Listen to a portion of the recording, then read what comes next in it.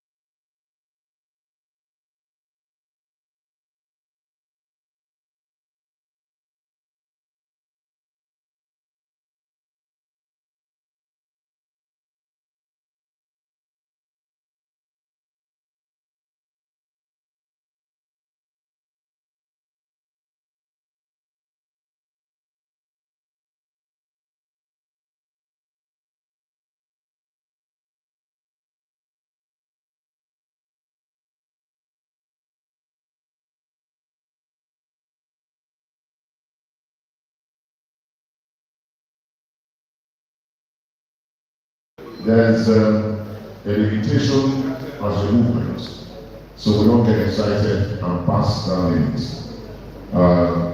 Nani will inform me on that. He knows a lot better about that. Please, Nani Biko, with due respect to you, you want to develop limitations of movements towards the throne. And of course, the high chiefs here, so you don't block them. So we can have a seamless coverage of this event. Thank you very much. You want to Thank you very much. Particularly the freshman cameraman, we don't want you to block our people here. Our people who are here to be part of this ceremony. In most cases, and in all cases, as you did, you are expected to be at the center stage. You are expected to come to move your camera to the center stage so that not people on the right side. I'm telling you what I want here, not you telling me what you want. Yeah? Otherwise, anybody who does not abide by this instruction, blocking other people, will send the person out of this place. Please comply.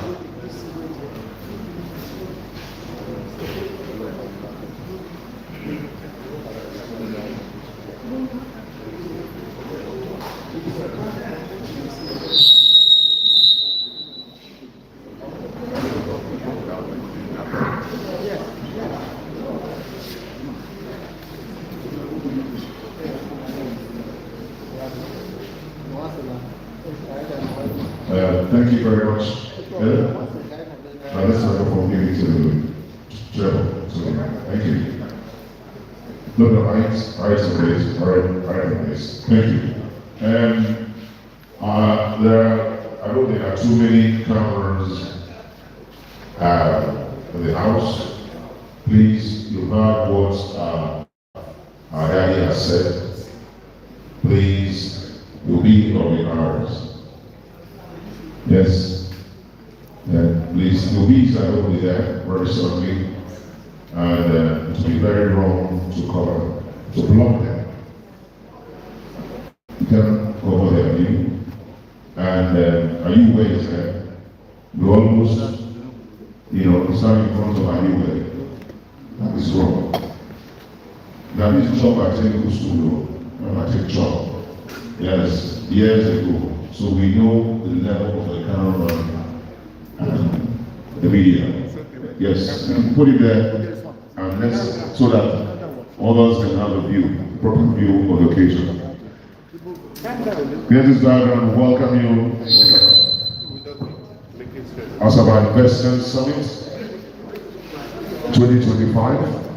Theme: an investment destination that beckons. And it truly beckons this day, Friday, 26th December 2025. Here in Ogwa. Here is the Boxing Day. The day you put a lot of things in a box and send to brothers, sisters, children, and loved ones. But she did not forget that. A problem. But I forgot with a mama as in the Boxing Day. I'm not going to fit something in a box with one name and you look from one. And I'm not now if we now one year, no, I will thank you. What do you get? Because quite no matter quite my video, I go went to Bugatti. Go back from the Edomi organic major Manatuka goes away. With them, they police neighbor. Of one end, and no, me have you friend or the came required. One now, one Ahaba. Now, we take a look like a lot of the bull now. I don't know. Then Professor Itinamba, who had a very successful second lecture, annual lecture. That was very rewarding. A great insight on when economics and home management at a very high level of postgraduate studies and all that. Professor, thank you very much. That lecture was very rewarding. As the Vice Chancellor, Phoenix, University of Delta, Ahaba. Thank you very much. We continue to recognize our dignitaries and of course our speakers. I'm able to say that here, Dr. Oliver is here. Here, welcome you. God bless you. And one of our speakers, I'd like to appreciate Okwaluku, Ajaji, Ayenekele, Ogweshi, Engineer Thomas Eminado, and our speaker, Ogweshi, Dr. Boniface Chiza, and our speaker. Thank you so much. We also appreciate all the way from USA, distinguished Nigerian who is shaking the table in the area of oil and gas industry in America, the person of Honorable Kennedy Afo. We appreciate you, thank you so much. And also, not forgetting our dear brother, International Center here. I'm talking about Ogweshi Emmanuel Obioda, Alana. MRITPR, welcome in. Ugele. These are our speakers today. We appreciate you. Very shortly, Round Minister will make his grand entrance. And Yvonne is here. I think I got information. I believe our Round Minister is here. And I hand over the microphone to Chief Patrick Ndidi, Yvonne of Ahaba.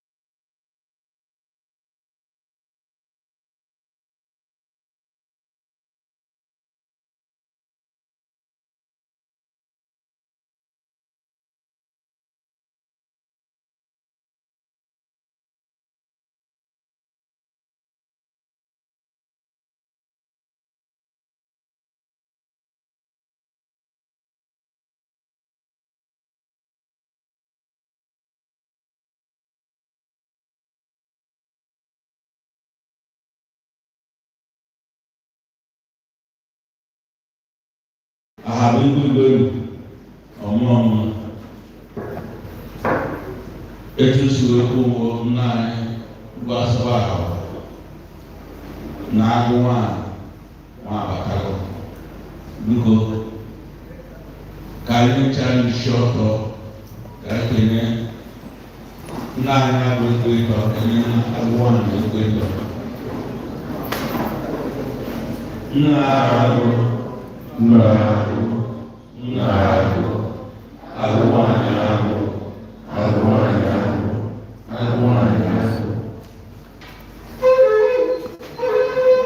biko gbara ọba n'ihu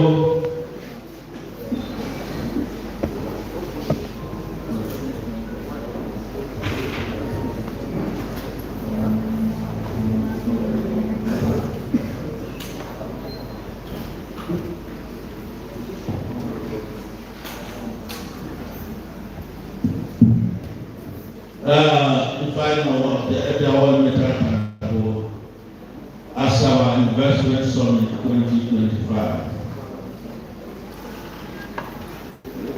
Nke a bụ one of those academic exercises in the world.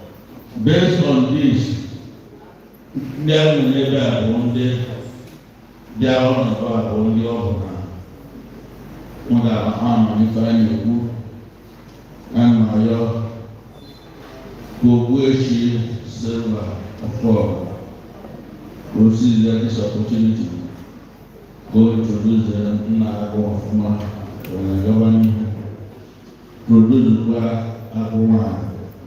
I will govern I will connect in who can do a panel to connect in the open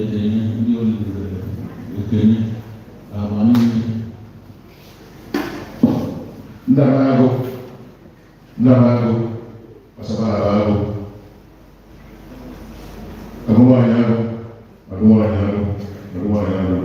you were my own. And it's my utmost pleasure and humility to use a revered monarch, blessed in life by Almighty Father in heaven. For those of you who pass through the prestigious St. Patrick's College who will testify that he was senior prefect in the 70s. Came out in flying colors and became senior fellow. I went to University of Lagos, passed flying colors as a law graduate. And of course, blessed Almighty God again as he proceeded to Adamawa State for his youth service and was bestowed as the best youth cooper by the then President Shehu Shagari. Shall we put our hands together for that? He was best youth cooper in 1980. Not done with that, he proceeded straight to the University of Benin and one of the founding fathers of law faculty of University of Benin. And I know that with the partners of Almighty Father, he was a graduate, London School of Economics and Political Sciences, Masters and PhD. He served three Attorneys General, our special advisors, and of course he became the DG Nigerian School of Advanced Legal Studies Institute, and of course the fellow Nigerian School of Advanced Legal Studies, fellow Chartered School of Mediators and Conciliators, a senior officer of Nigeria, an officer of the Order of Nigeria. Our Royal Father was picked by 94% of Asaba people to become the Asaba Father. That was on the 5th of October 2024. And as special authority bestowed on him by His Excellency on the 28th of November 2024, in this Ogwa, our Royal Father became the 14th Asaba of Asaba. Don't give God all I can put your hands together for that. Yet as I thank Almighty Father that we are blessed to have our Royal Father, Asaba Professor Epiphany Chiboro, Azine, the 14th Asaba Father. Nago, Asaba.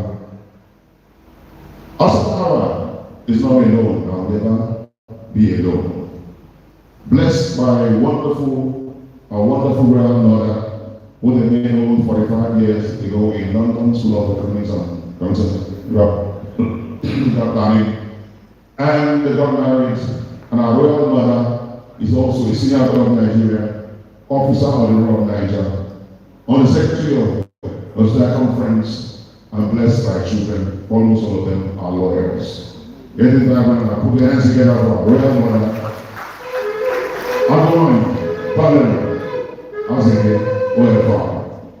Agawani Ago, Agawani Ago, Agawani Ago. Shall we put our hands together for our royal father and royal mother? With this strong introduction, I believe Asaba is truly and highly blessed by Almighty Father. Thank you very much, our distinguished personalities.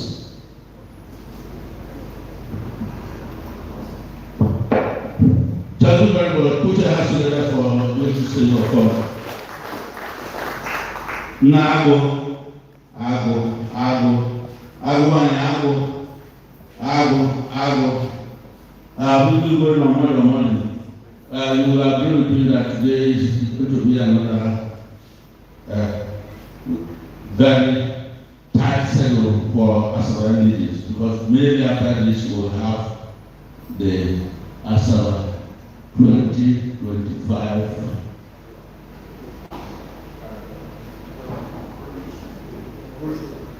roadshow, or we call it carnival. Carnival is nothing short of carnival, because they're going to be free flow of some clothes will go on the road with dancers and with well-costumed participants. So on this note, will as much as possible try to be very brief in whatever we're doing here, so that we will meet up with the commitment at 1 p.m. the carnival. Nago, Nago will now bring colonels.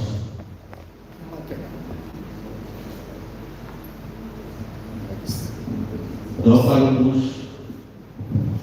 Opalibus will greet.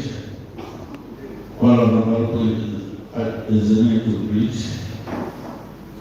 To be followed by Ukwu government.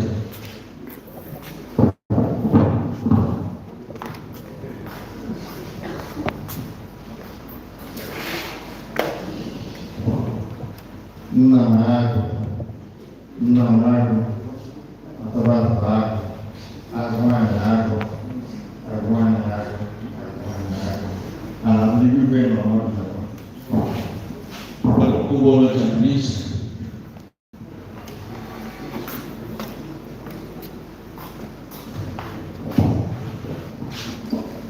Namago, Asaba, Namago. Agwani, Ujago Biwe, Ujago we is the question now. We are only basically you. People after we go on Brief, very brief. Brief ceremony is around the system. Ahaba will model.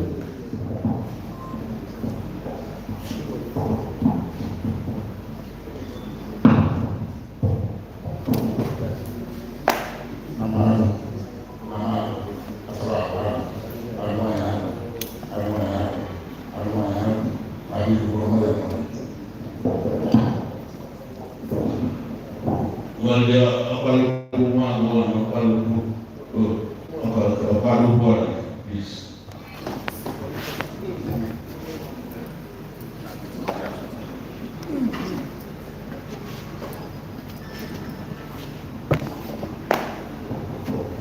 Namago, Agwani, Obigwenu, Abigwenu, Can they pardon me if I have to read the protocol for what of time? On this note, may we all please stand up once more. Greet the solemn yourself and royal blessings around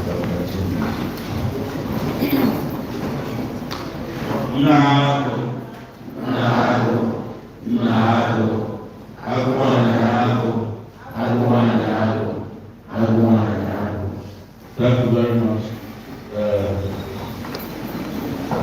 Nago, Kandi request that you pray before the Lord and before all of us.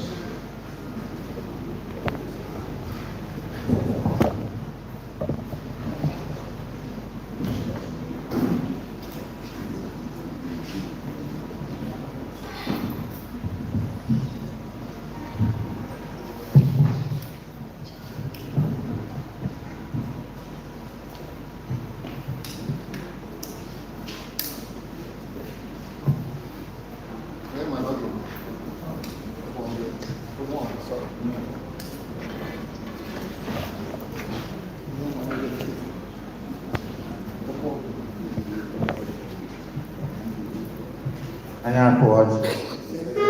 I got it. I hold them go. Zino no I got them I got ban. Was start again line out for man. I be men I got motivation.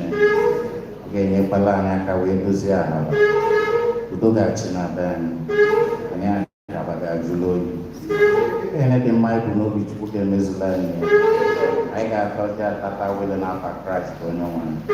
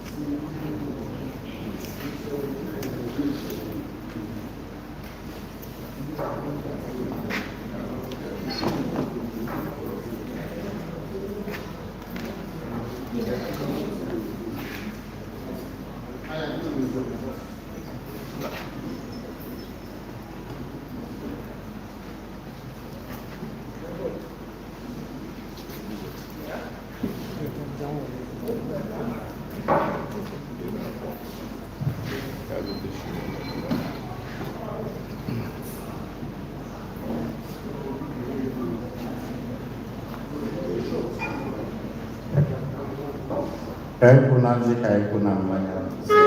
I got it.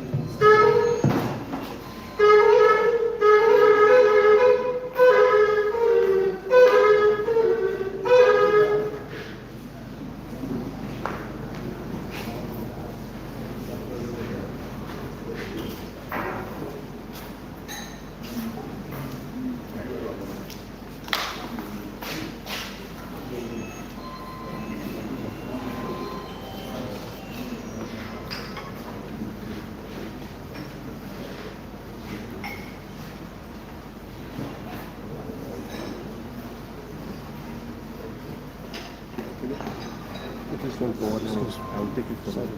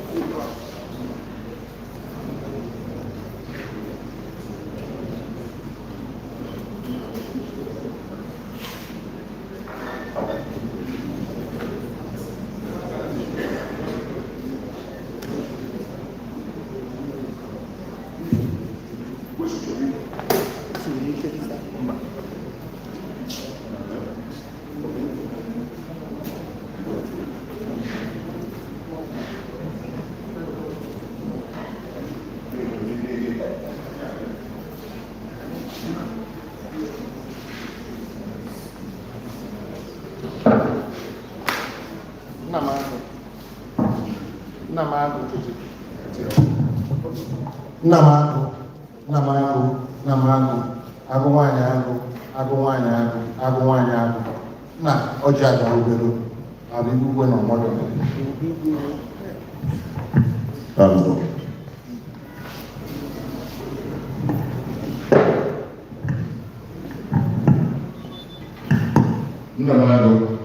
Nnamagụ, Asaba, Agụnwaanyị,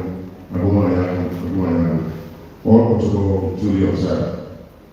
Our first speaker today is no other than Dr. Boniface Chize, a first-class honors graduate of Mathematics University of Lagos, 1973, Master of Science Applied Mathematics Operations Research at King's College, University of London, 1975, and PhD Business Administration from Manchester Business School, University of Manchester, in 1981. Dr. Chize, of outstanding career and dynamic experience as an administrator and research fellow in the finance and banking industry, where he worked at management level of head corporate department division, UBA PLC, comprising of strategic planning, economic and commercial research library, public relations and investment unit, and later as head investment banking division.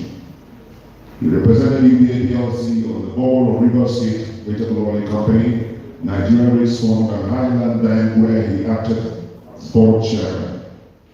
As a top-notch economic and business development consultant, he had contributed significantly to the development of several organizations in the public and private sectors. Central Bank of Nigeria's Equity Assurance FSS 2020 project, Federal Ministry of Finance, and Niger Delta Development Commission NDPC, United Nations Development Program UNDP. River State and Barbados State currently, where he participated actively in the preparation and development of the State Economic Empowerment Development Strategies, SEEDS. At this point, ladies and gentlemen, I present to you erudite, cool canon characters, very cerebral, Ogwa, Dr. Boniface Chize. So hands together.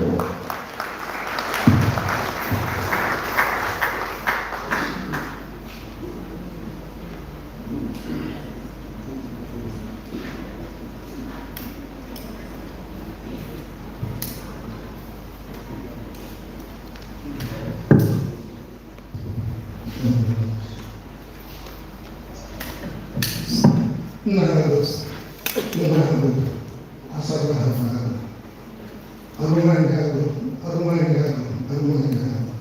well, I will not go any further. I want to treat on the protocols. So I start on established protocol. Distinguished speaker, I think there has been a mix-up somewhere. From what is before us, we're supposed to have a welcome address by the chairman of the committee. Ogwa Shibike Weniwe, and my friend was solo sitting and ever. That was so. I mean, he was I apologize to the chairman. Welcome. I have a 5 year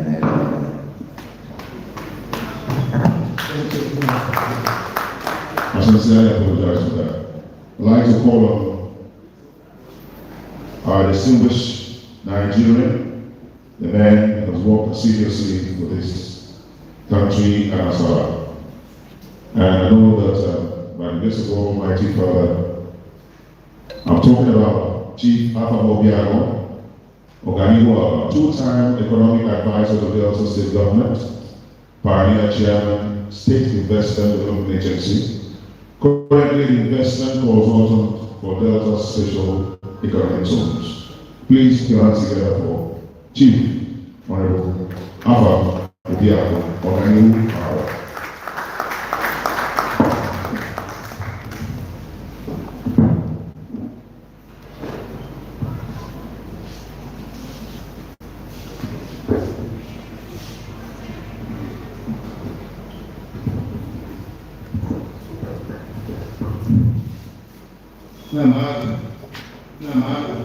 Namado, Agumaya, agụmaghị ahụ ndị obi igwe nọ ọkpalukwu nọ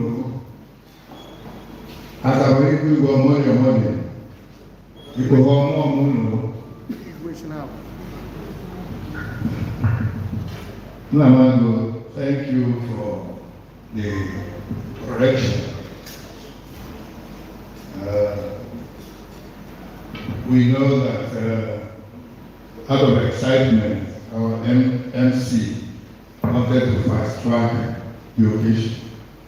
MC, we understand. I'm very delighted to stand here on behalf of the Asaba Investment Attraction Committee. This is actually a committee put together by His Royal Majesty earlier in the year. This committee has the major terms of reference as to promote and attract investment in Asaba. That same committee has about 26 members, and our members have to meet variously to put together a workable terms of reference so that the work of the committee will yield some dividends. On the screen is a copy of my welcome address, so you can also look at it. Now, as nebulous as the generic terms of reference was, we needed to break it into particles that will make it possible for us to implement. To achieve that, we had to create subcommittees. These subcommittees included subcommittee on security, which was part of what our terms of reference was also focusing on. We also created a committee on infrastructural development, committee on land bank, and property registration and rights. We did believe, and we still believe, that those are the elements that influence investment. And we also were particular about knowing what the enabling environment is for Asaba at the moment and what we envision it to be in future, in such a way that investors can find our environment friendly. This summit that we are attending today is actually a fallout from the work of one of our subcommittees, essentially the subcommittee on summits and exhibition. Therefore, the hard work that they have put together over a few weeks now has yielded this event. Originally, this event was supposed to be a 2-day event. It was crafted in such a way that we will have time to interface with existing investors and prospective investors and create what we call deal rooms where people could sign up on commitments.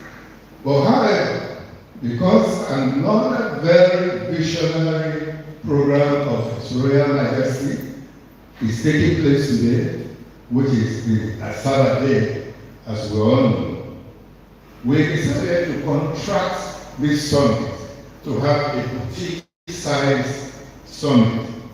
But even having contracted, we did not lose the essence of having persons who are knowledgeable in their chosen fields to come and share both their knowledge and experience with us. It is very gratifying to know that today we have in our midst Dr. Boniface Chiza, who was elaborately introduced earlier, and I dare say that he's an economist and an icon. He's here with us. Dr. Boniface Chiza will be taking us on a trip, academic as it is, based on experience, on the blue economy. Blue economy is a lexicon that is quite new, and when he finishes talking, we can all key into all the potentialities. Now, we also have in our midst one of our brothers, a diaspora, Honorable Engineer Kennedy Okafor. When his CV was sent to me during one of our outings in the committee, I said we must headhunt him and have him as an inescapable part of this summit. And we have him here, he came all the way from the US. Welcome. Now, because of the global outlook of my committee, because some of my committee members are in the UK, some are in the US, and for that reason, we have to have Zoom meetings, even though some of us haven't met before, but His Royal Majesty has created a nexus for us to all meet, and we have taken advantage of that. Some of our friends and brothers that we have to contact, we haven't seen for 30 years and above, and it was quite gratifying when they accepted to give, share their experience. We have with us Ogwa Emmanuel Alana. He's here from the UK. He's an expert, town planner, and he has a passion for urban renewal. And we said in our committee, we will not sabo this is knowledge alone, we will bring it out to the open. So he's here with us today. Now, one of our distinguished sons, Dr. Anthony Diwa, is unavoidably absent, but we have his papers. He had to be away to Toronto. We all know him. He's a legal icon. He's a senior advocate of Nigeria. And he wants us to interface with him on the journey towards the digital economy.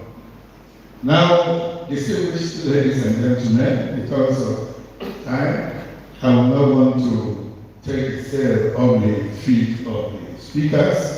I will call on the MC to properly introduce them and then give them the podium. Thank you, and you're all welcome. Thank you very much.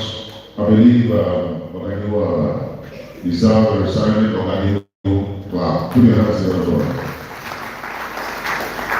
Yes, indeed, I introduced first speaker, Ukwu, Dr. Boniface Chiza.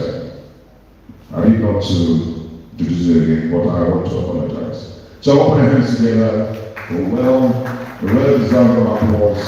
The man that doesn't only ring the bell in economy, this country and abroad, but takes the bell appropriately.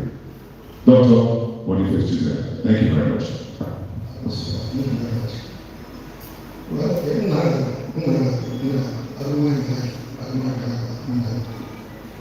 Well, we appreciate and by extension, Asaba Council for the opportunity given to us as one of the committees to look into areas of the ecosystem of the blue economy, to explore, inquire, and interrogate what potentials this sector holds for our economy.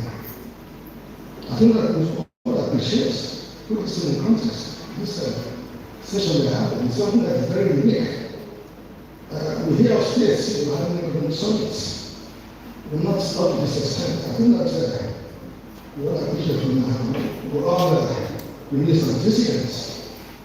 We know what is culture, we know what policy impacts. But I think all of us have been pleasantly surprised and what we see. Because I think we are in a dream and say to ourselves, we don't stay out of this dream. Thank you very much.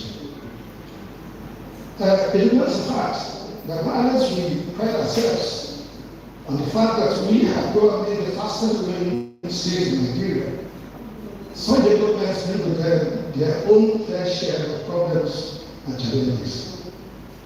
Now, the massive drift of population from across the Niger, for instance, has unleashed considerable pressure on available infrastructure, bringing along with it associated social problems and difficulties. I think that if those who understand this environment very well, they tell us the good area now is the shortcuts places, because of the nature of the things that are happening. And so that is part of the social consequences of this growth. Now, what we have done as far as the committee is critically on say a baseline study to determine what is available to us as a community in this regard, and to attempt at the same time to drive a consensus about the threats and opportunities in the context of the perceived strengths and weaknesses SWOT analysis. Everyone knows about the river Niger, but our investigations inform us that there are a lot more besides which most of us are not aware of. There are ingredients, there are strengths, there are tributaries, complementing this ecosystem as we should make in that place. But to ensure that we are all on the same page, it is necessary for us to share an understanding of what we mean by the blue economy. What therefore is the blue economy? According to the World Bank, the blue economy is the sustainable use of ocean resources. I think it's important for us here to emphasize the word sustainable. We did a lot of that before. How to live in Niger, we do fishing, live in Niger, and there's no system to this. We got to organize it. So I think what we are getting to is that we should be able to go to the river Niger and look at what is there, do some aquaculture, and then make sure we have control, how cane is being exploited and so on and so forth. We can enrich the varieties and so on. I think that's what this is all about, sustainability.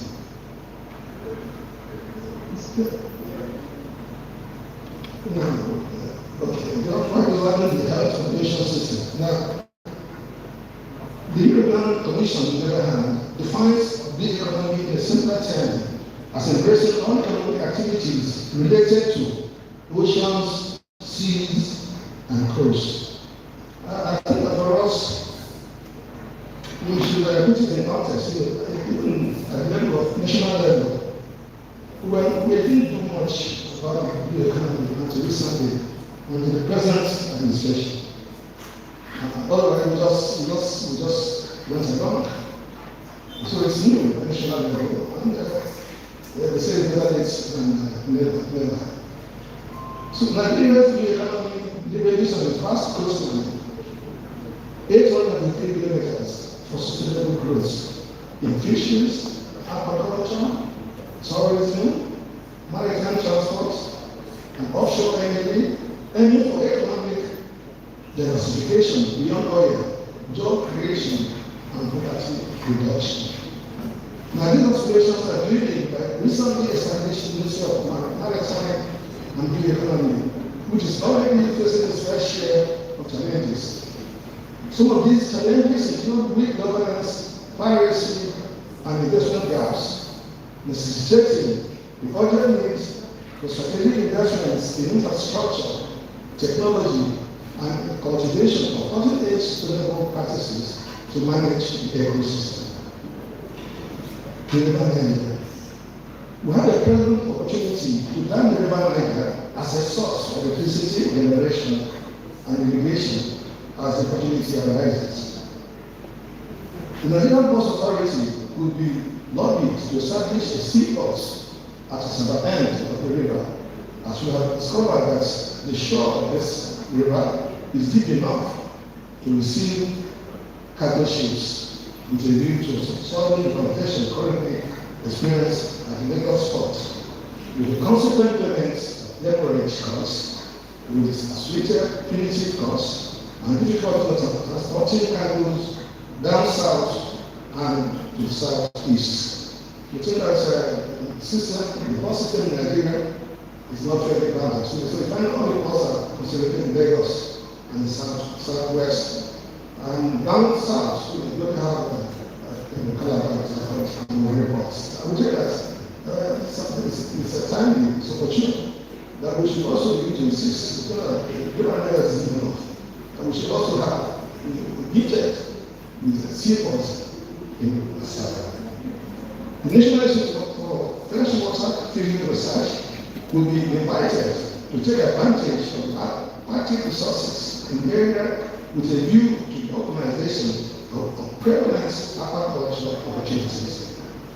The bank of the Ahaba River will be developed into a resource and recreational center, complementing the Delta State Leisure Park, Biomedical Park, which is approximately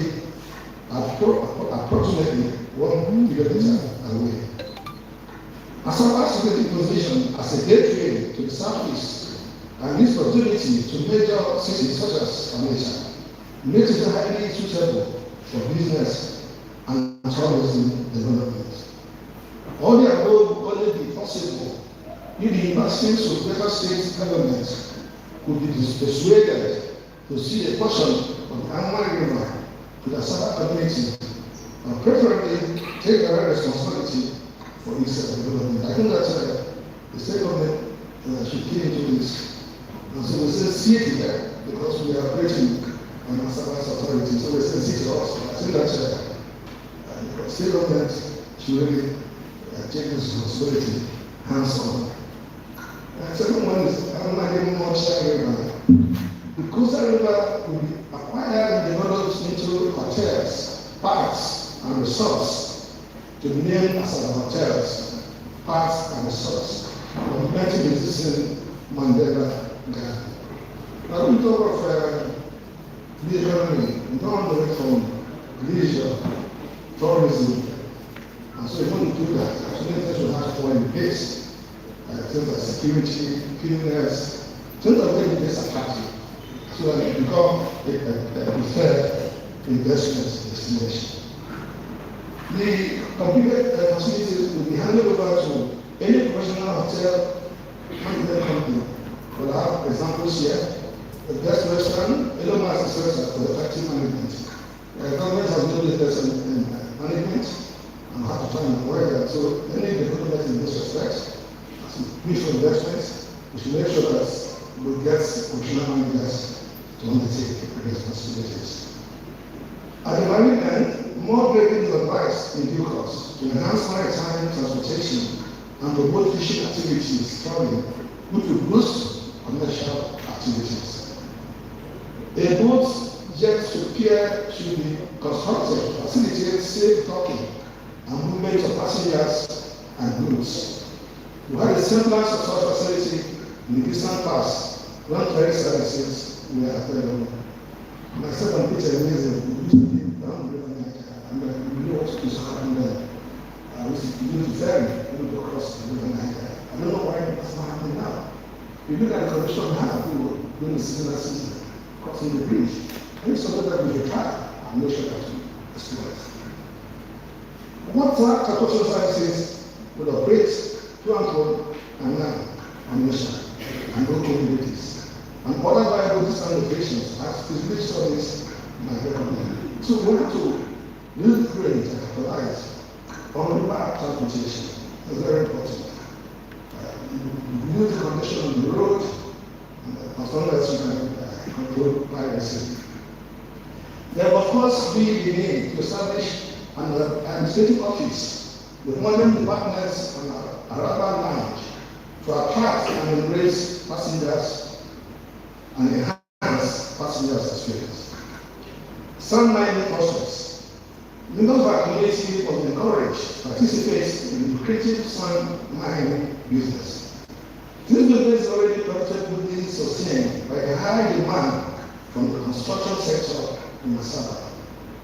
The income and growing capital will contribute significantly to impacting the well-being of the Asaba community. Sand mining opportunities also exist at the road, Ogwa, Ukwu, development, Election, also Ahaba river areas. I told I was saying here that this sand mining, it is better than us, and so we are doing on now. And we see that people are not participating as they should do. So we have to see the opportunity of this location to take the message out there and facilitate and make it possible for them to get on board. There are ambitions and prospects. We see opportunities in tapping into the ecosystem in the following specific areas: job creation and improvement, tourism and real estate development. The tourism is very broad, so when we say tourism is extensive, so road as progressively as we get on this board, I think we clarify. Agriculture and fisheries, maritime transportation and shipping. Now some challenges we've seen as a committee. We have seen the following challenges. Over 80% of the pond owners are non-indigenous. The nearby markets have some ports of the river into a refugee zone, and some sewage tanks also dispose waste into the river, making it untidy and underutilized. Sand mining issues. About 85% of sand miners along the beaches are non-indigenous. The situation considered undesirable. Therefore, the Asaba community does not benefit adequately from the revenue generated from sand mining and transportation activities. Mining and transportation activities are causing damage by joining roads and destruction of the water economy. Yes, the operators expect governments to intervene. Because it's not being organized, so nobody really is in charge. Similar access roads to the beaches are important. Environmental and security concern. Climate change poses risk to river areas, including destruction of coastal habitats and infrastructure. Climate change is real. We all know what's in the Trump says. It's real. We see it. It hits us on the face. So we can't run away from it. It's there. They're going to put people from the north. They're taking the migration from the north. It's because the grazing areas are securing. And so the opportunity they have to see that, cows they have, that. So they just don't have any opportunities. So they come down south. Security concerns, including sea maritime security and general criminal activities along waterways, will discourage potential investors. And to the happy with infrastructure. Inadequate infrastructure, non-functional seaports, poor intra and inter-channel roads. Limited infrastructure, necessary pollution, movement of goods and services. It is hair-brained to conclude discussions on challenges without mentioning the ubiquitous challenges posed by artificial intelligence. I said to myself this year, our second challenge. Grow, never let artificial intelligence. So I told myself, actually, since then everywhere, and there were all those of us who see them too. We have to keep them to advantage. The future is just brain power. It's obvious that these challenges must be accurately addressed before our community can fully harness the benefits of the economy. The next steps would entail working out a detailed action plan as guide rails for short-term implementations after a consensus has been reached on what should be implemented. Key duties. Let's look at the master. As we conclude this presentation, it's advisable to highlight here the key duties and responsibilities of the Nigerian Maritime and Safety Society Agency in master.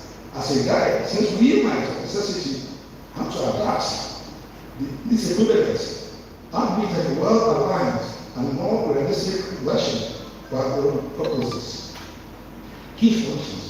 Maritime safety and security, enforcing standards, search and rescue, red removal of security measures, shipping regulation, overseeing merchant shipping, seafarer standards, and port securities, pollution control, preventing and managing maritime pollution, commercial promotion, encouraging carbon charge, coastal shipping, and shipping development. At the time, they went to asking existing Nigerian ships must participate actively in moving cargoes across Nigeria. But I hope I had good news that Americans are now started to assist us with the partners. It's a good news we should celebrate.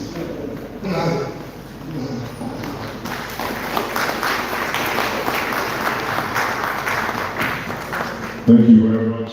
That applause is not loud enough. Please, for that quality of presentation. Yes, thank you very much. Namago.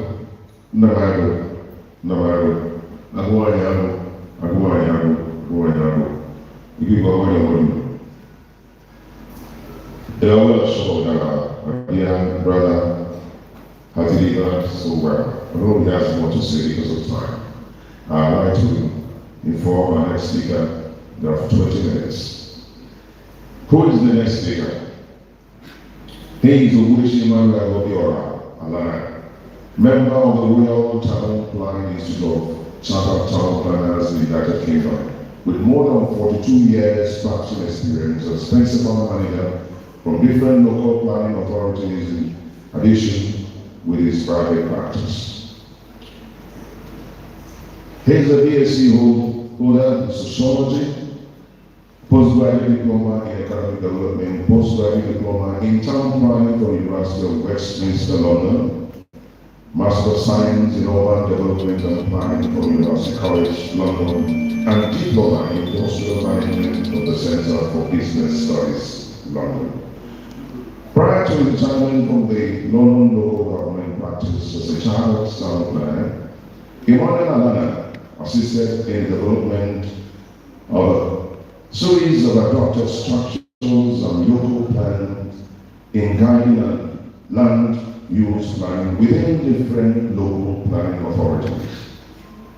It exercised extensive practice experience of land use research and development control practice, which assisted in the effective practical experience of land use research and development control practice, which as the implementation of different land use planning such as housing, industrial, business parks, and development of green energy, such as solar farm and wind turbine within different counties in England, which assisted in the green energy. Our dear brother has worked so assiduously in London, the Green Planning Services Limited, United Kingdom. Emmanuel's experience in the private practice includes the preparation of a master plan for new urban extensions and new towns in different countries.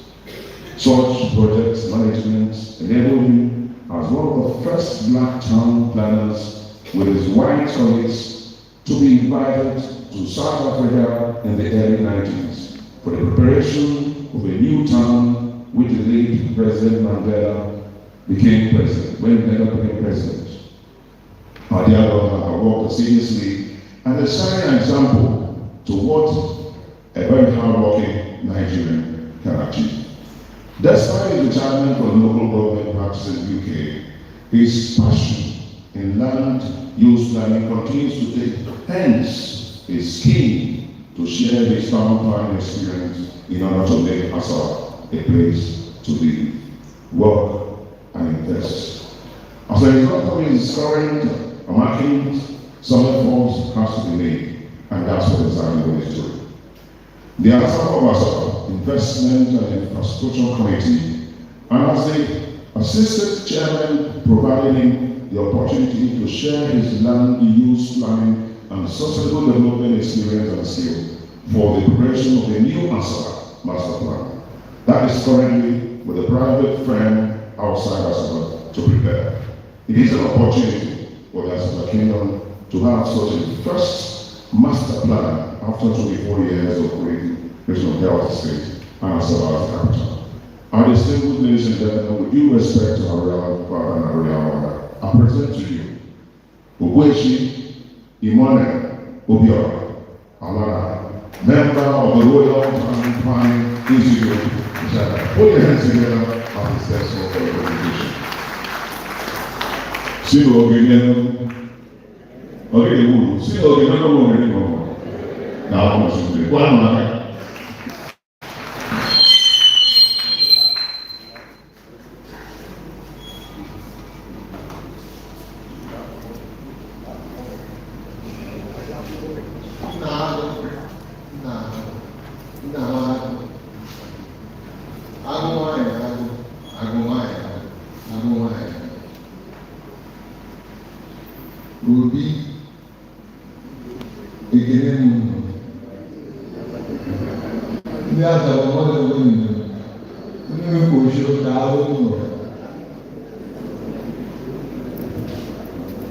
Now can I proceed, please?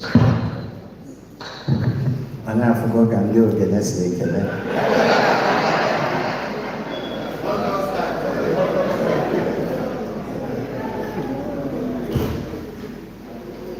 Thank you. I just want you to take note of two construction companies operating at this moment in time here in Asaba. They include North China Construction Company and Fogland Nigeria Limited. I'm going to cite some projects that are currently being implemented without any adopted master plan in Asaba. However, in future, we as stakeholders are going to make sure they are linked to the future proposed master plan.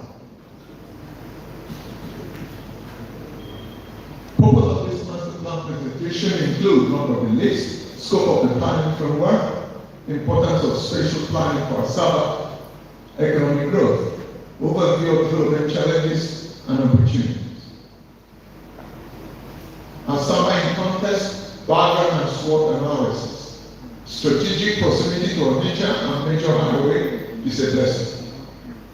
Population growth and urbanization strengths, connectivity, administrative importance, land availability. Weaknesses includes flooding, poor drainage, or coordinated development. Opportunities: tourism, logistics, real estate expansion. Threats: urban sprawl, environmental degradation. Existing land use assessment. They include residential mixed density with rapid expansion. Commercial concentrated around the Nebisi and Mapanam Road. Industrial underdeveloped light industrial zones. Institutional, many government facilities located centrally. Environmental, wetland, flood-prone basins. Infrastructure assessment. Road network needs expansion and resurfacing. Some work are currently being done as I speak. Drainage system insufficient in many districts.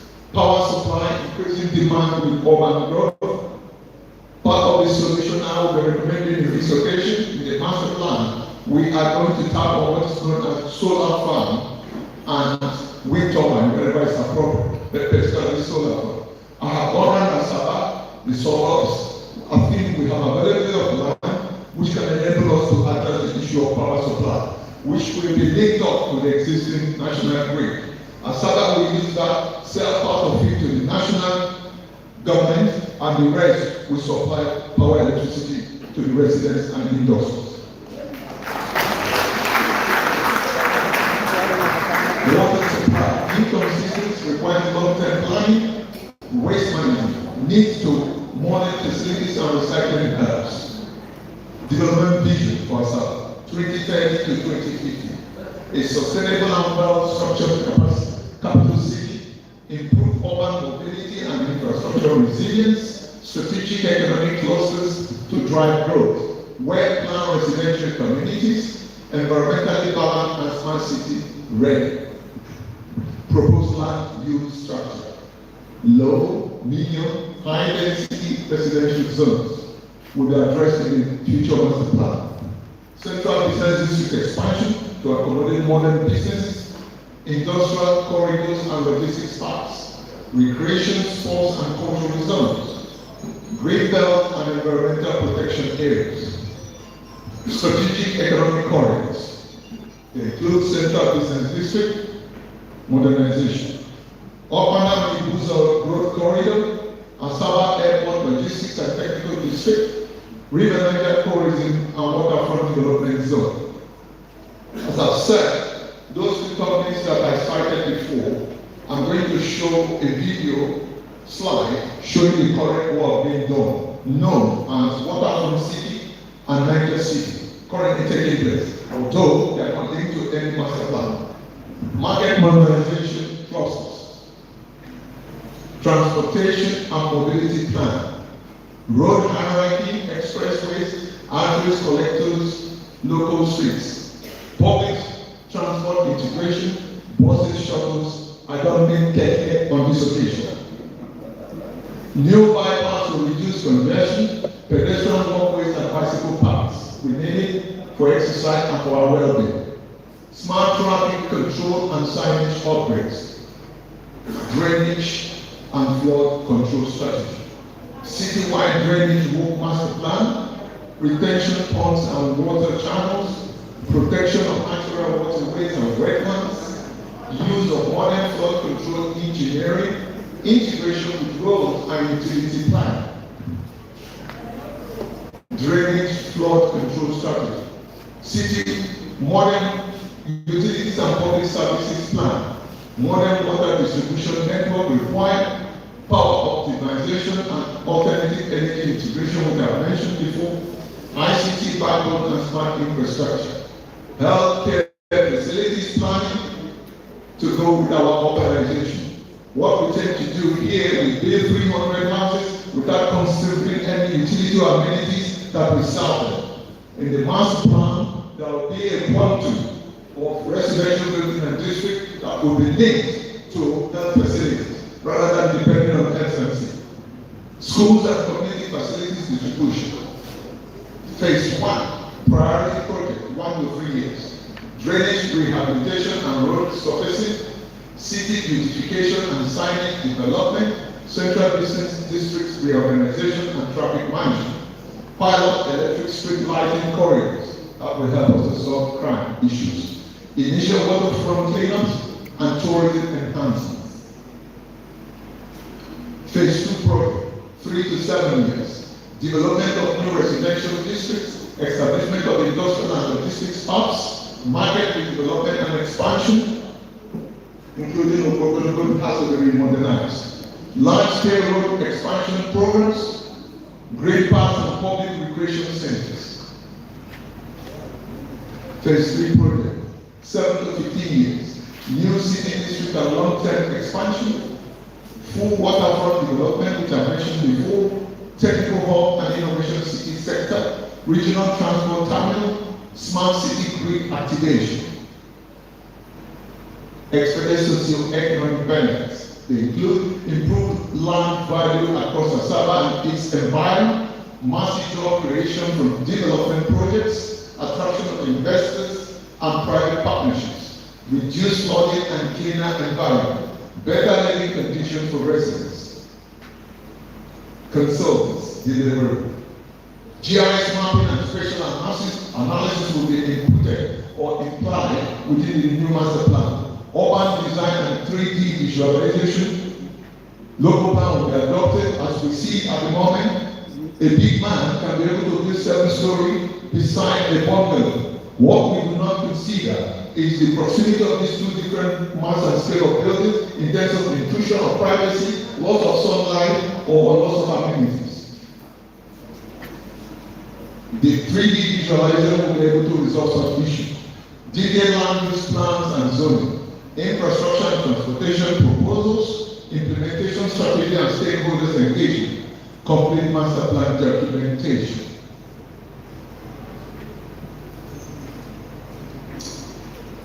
I'm going to show a slide and and see and tell you what Asaba is going to look like partly in the nearest 20 years.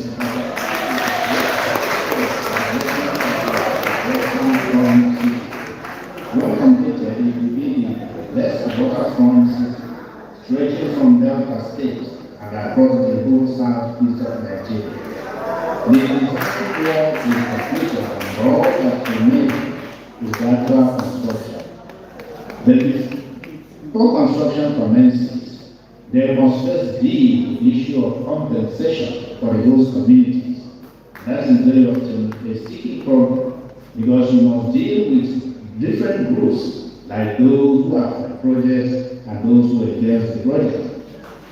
Lucky enough in Nigeria, we do not have to deal with environmental activists who could make the realization of such a project a trouble to deal with.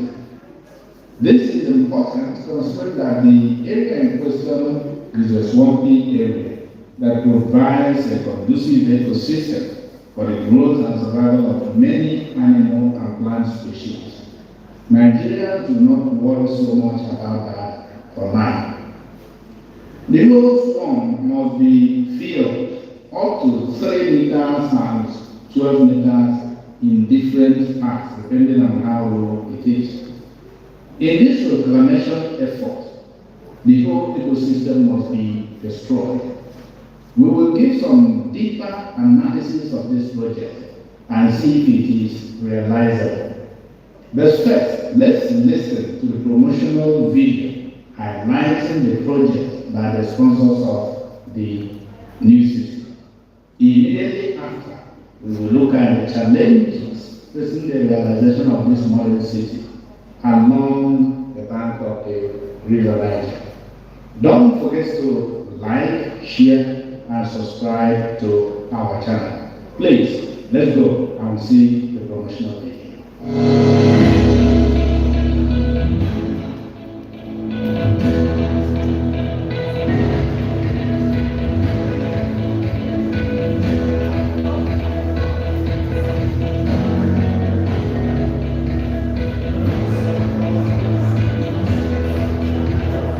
What else can this make summit? Thank you for watching and thank you for listening. Appreciate it.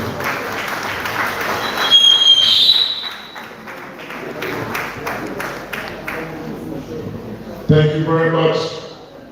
I believe they deserve a resounding applause.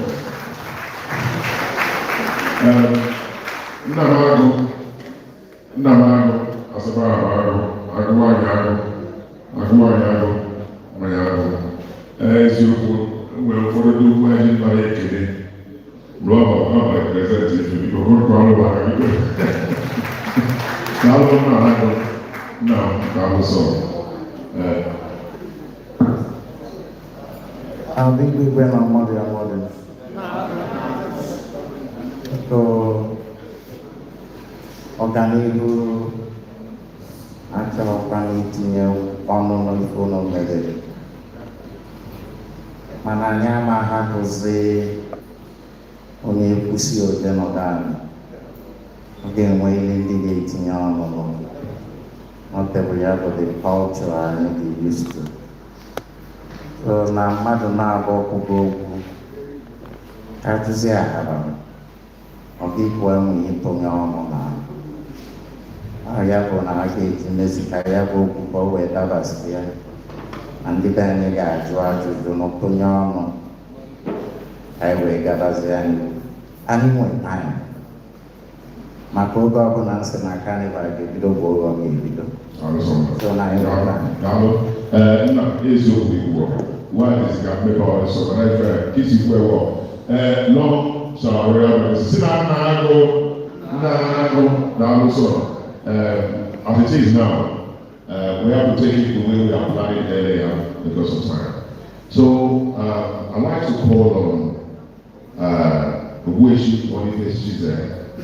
Please step forward. Kwano, I can put your hands together. You've had this presentation, and we'll just interact with him. He will have to answer some questions. Thereafter, I'll call on Wishamana. And we know that our dear brother presented a very powerful paper here. So let's get some questions from him. When you make it back to before online, any issues, gathering issues on his presentation, so we can trash it out and elaborate on it. That's the initial plan we have. Please, sir, thank you. For William, as well.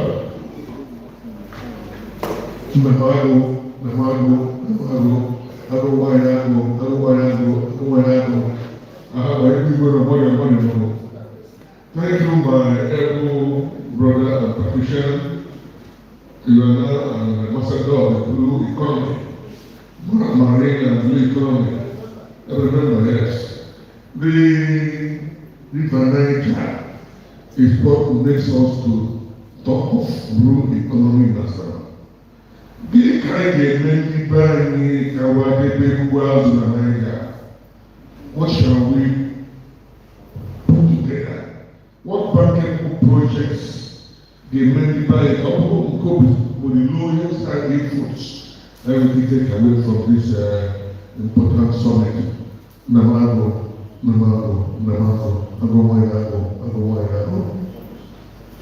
We'll take more questions so you can take them all. Any more questions on the blue economy?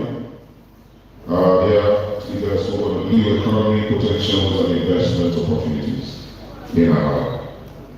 Any more questions so you can answer them together? Okay, I'm coming to you. My Lord, you have a tradition. Nnago, obi nwanyị, agụ.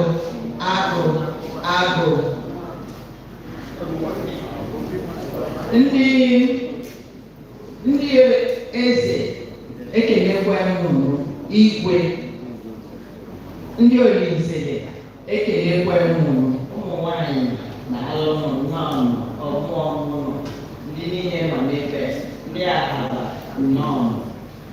Okwu awa na-ekwu ọ dị mkpa Chineke, mana ebe kasị wee interest ebe mbụ maka okwu planning. Anyị enwekọ ifewa na-akpọ plan ịrụ ụlọ. Na ife na-achọzi ịjụ nna anyị obodo anyị onye present na-enye akwụkwọ maka town planning. My name is Ezinne Honorable Lady Tina Onyama. I retired from the bench, Delta State Judiciary. So, if you're not trying my board, maka ke oge okwu plan ga-eji wee bido. Maka na ọkụ na ihe anya ịga n'ịnọsị. For example, ebe nwa bi, ebe nlụ ụlọ na-akwụ ose. Ọ dị horrible. Why we there if you want to plan? Ị na-anya moto yi, ọ dịghị na chi abanya na fensị mma.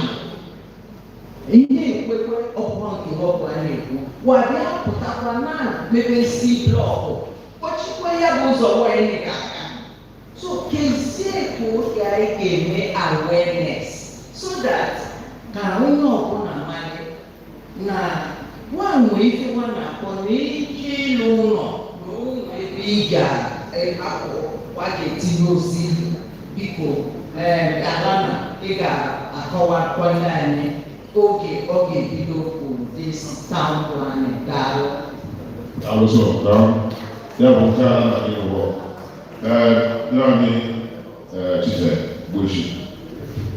Okay, well, thank you very much. Now, one of the low-hanging fruits we expect to get from the economy is the fact that we want to make sure that the resources in the water, the fish in the water, is better managed. And that's the key thing. If you look at what is happening now, we just go there and fish. Now, nobody has any consciousness. when this comes on board, what will happen is that we'll be able to be intentional in the sense of what we have aquaculture. We can grow the fish, we can multiply the varieties, and it will be better controlled. In that sense, we multiply prosperity. Thank you very much.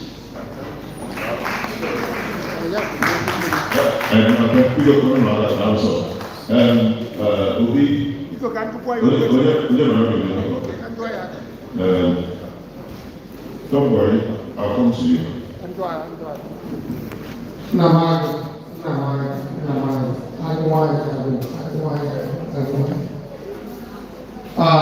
Which you just mentioned about this river, and I realized from here, this our river is supposed to be the most expensive and rich area based on my experience and where I've lived. Mana, what on the board we want and once. That we take our baby like it's in whatever was there, they want the toilet. What would be the plan to change that? Because I want somebody like me, I want before I die, to own a house facing that river. One more question, no problem. Professor, yeah. Namadu.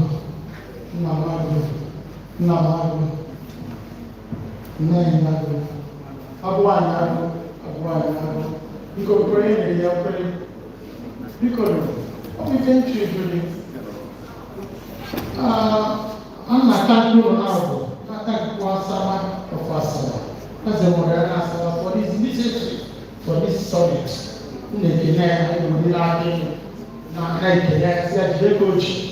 Before we can choose you've related to two of you.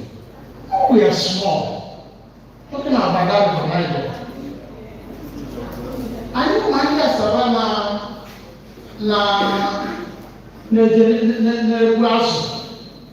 we may not play the community festival. We may not work that can participate and change our mother. When they was, I'm not going to see any, most of them are late now, 1 year, they are going to be around. It's part of great tourism. I know by that time, prior to the Civil War, I need a million. I will let in the soil, not the new and adapt to that middle.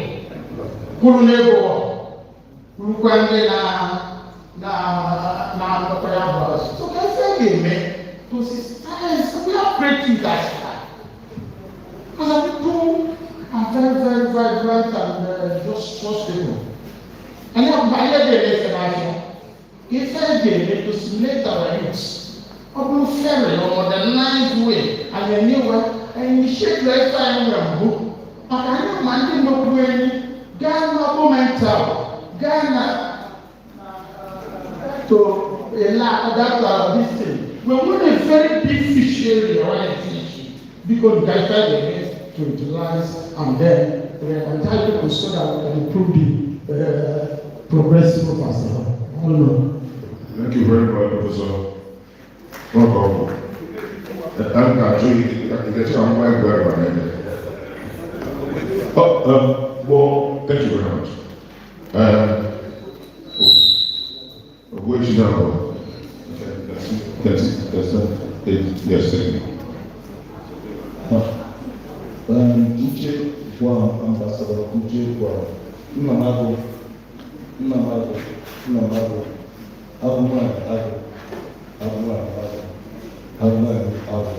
please deal with me for sitting down. Nnamagụ sitting down. You see, a lot of ownership all over the world. I think Nnamagụ knows himself as a lawyer. You know, 2 different categories, freehold and leasehold. But freehold is gradually being eked out completely for leasehold.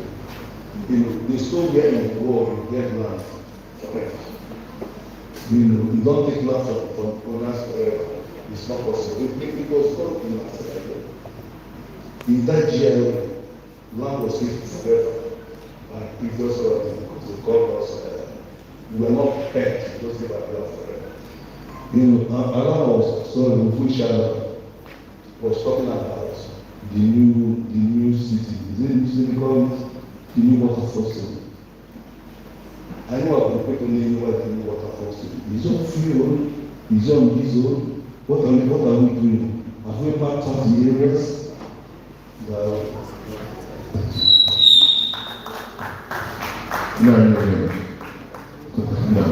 Wish. Now,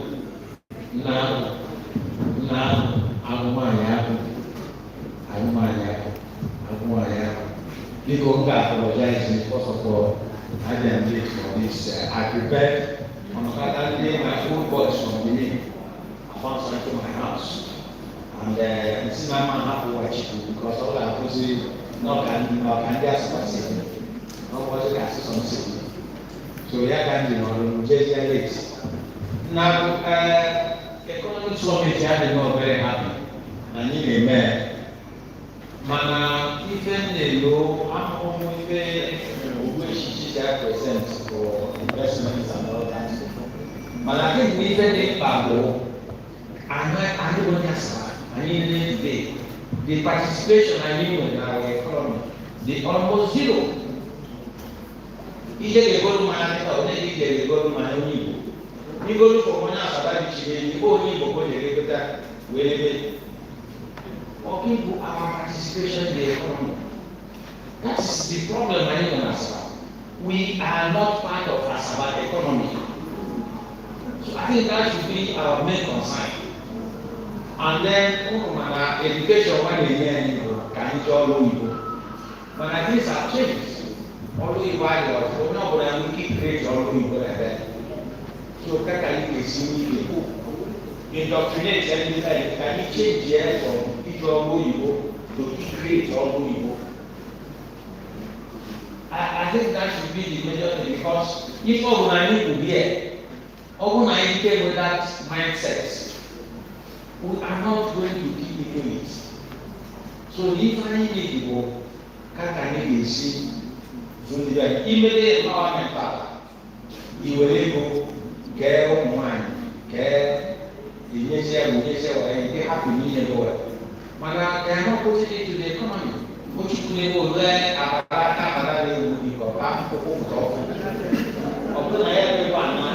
the people is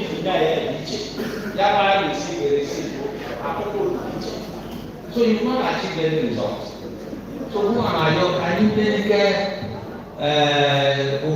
there. You need the macroeconomic system I use. Then key into the economy of Asaba. So who either you go to my money on Asaba, people in here, they marry more than Asaba. Oh yeah, even now your people can even ban. That was all.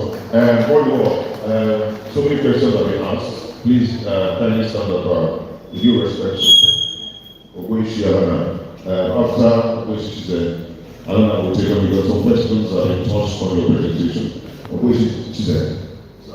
Okay, thank you very much. I did this because we talked that in the presentation, particularly in terms of sand mining that is dominated, that our people are not involved. So we raise that matter on the fact that post this summit, as we get going, there's one of the things you have to take on board.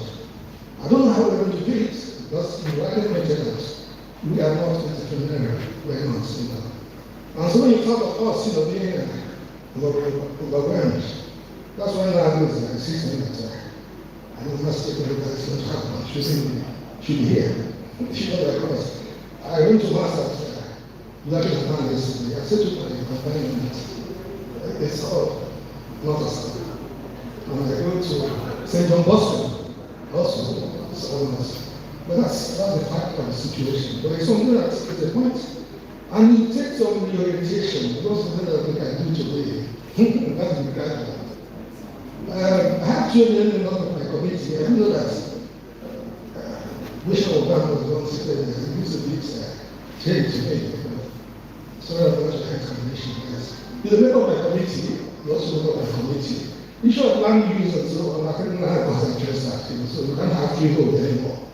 I expect that due course, as he needs to intervene, I will talk to that. Issue of cleanliness, and also we talked about that, you know that some of the river areas that we utilize, they are not polluted. Something is polluted. So you're going to talk about the economic, one of the things you want to do, you have to make the whole ecosystem suitable and attractive. So that's the important thing. So what will bring attraction is also cleanliness. So if you are not clean, you don't have cleanliness, you don't have security, and you don't have assurance of law and order, you have some problems. I think my brother, there's lots of things, scope within the ecosystem. Look at the co-Atlantic. You know, people are reclaiming most expensive lands you can buy today in Nigeria. So the co-Atlantic, American embassy goes there and builds the embassy, you know. The costliest embassy in the world, that's what I'm told that start to be corrected. So there are lots of things, you know. When we begin to get into there's so much we can itemize in this sort of presentation. You know, so people are talking about as historical sites, landowners, graves, and so on and so forth. But if you get into it, you find that it opens up entire possibilities that are lost to be known. Thank you very much. Thank you very much. Now I hand over the microphone to Ogwa. Thank you.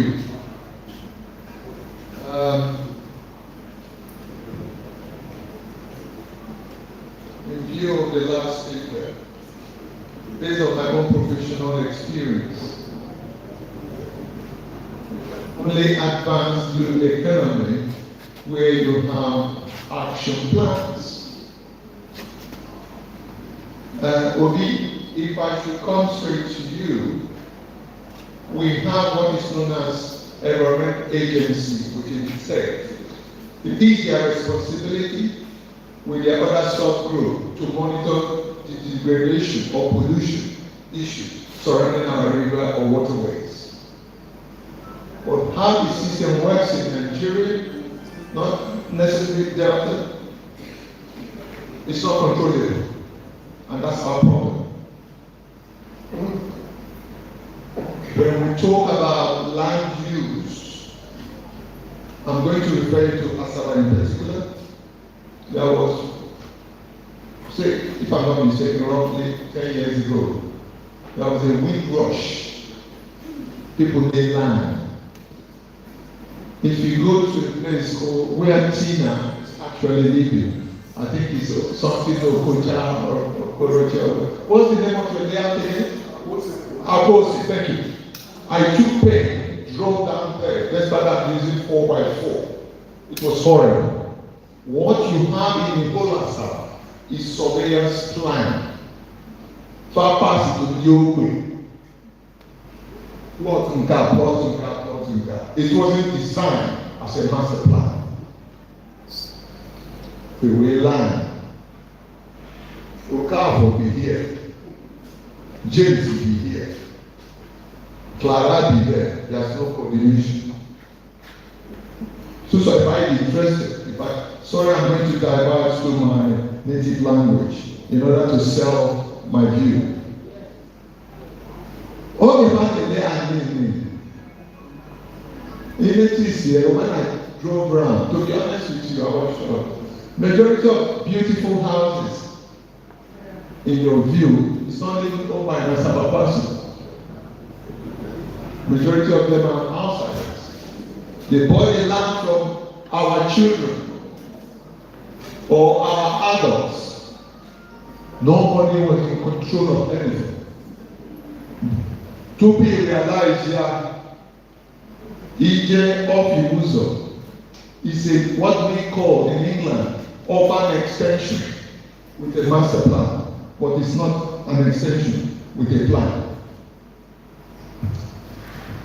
You talked about environmental degradation or environmental hazardness. Even more onye ọbụla na-ekwu these days. In any Australia, that's where I probably buried our grandfather 35 years ago. Less than 2 meters and a borehole. I'm pursuing the matter right now with Commissioner for Water Works. If you go water tank in the face, you much can now take a point. Maybe my father, Millionaire. Or since after the war, he became nothing but white elephant. In different administrators, Abatago or different government, Ijena Kokwabo and the rest of it. Follow of our water tank, pipe-on water, sanitize. I don't want to put people off. We all depend on borehole, except if you have money, you treat it. We are drinking poison. You check your statistics in your hospital, people who suffer from liver disease and the rest of it, to mention but few. The sources are from all these sort of avenues, but we don't want to advocate it in the public. So, the master talking about, I went adopted policy. Got control, everything located that house, the road linking to it. That video for all the power cables with Ogwa, you cannot destroy it. If you don't know, going to 50-something years. He got that plot which we don't normally do there, we got mortgage.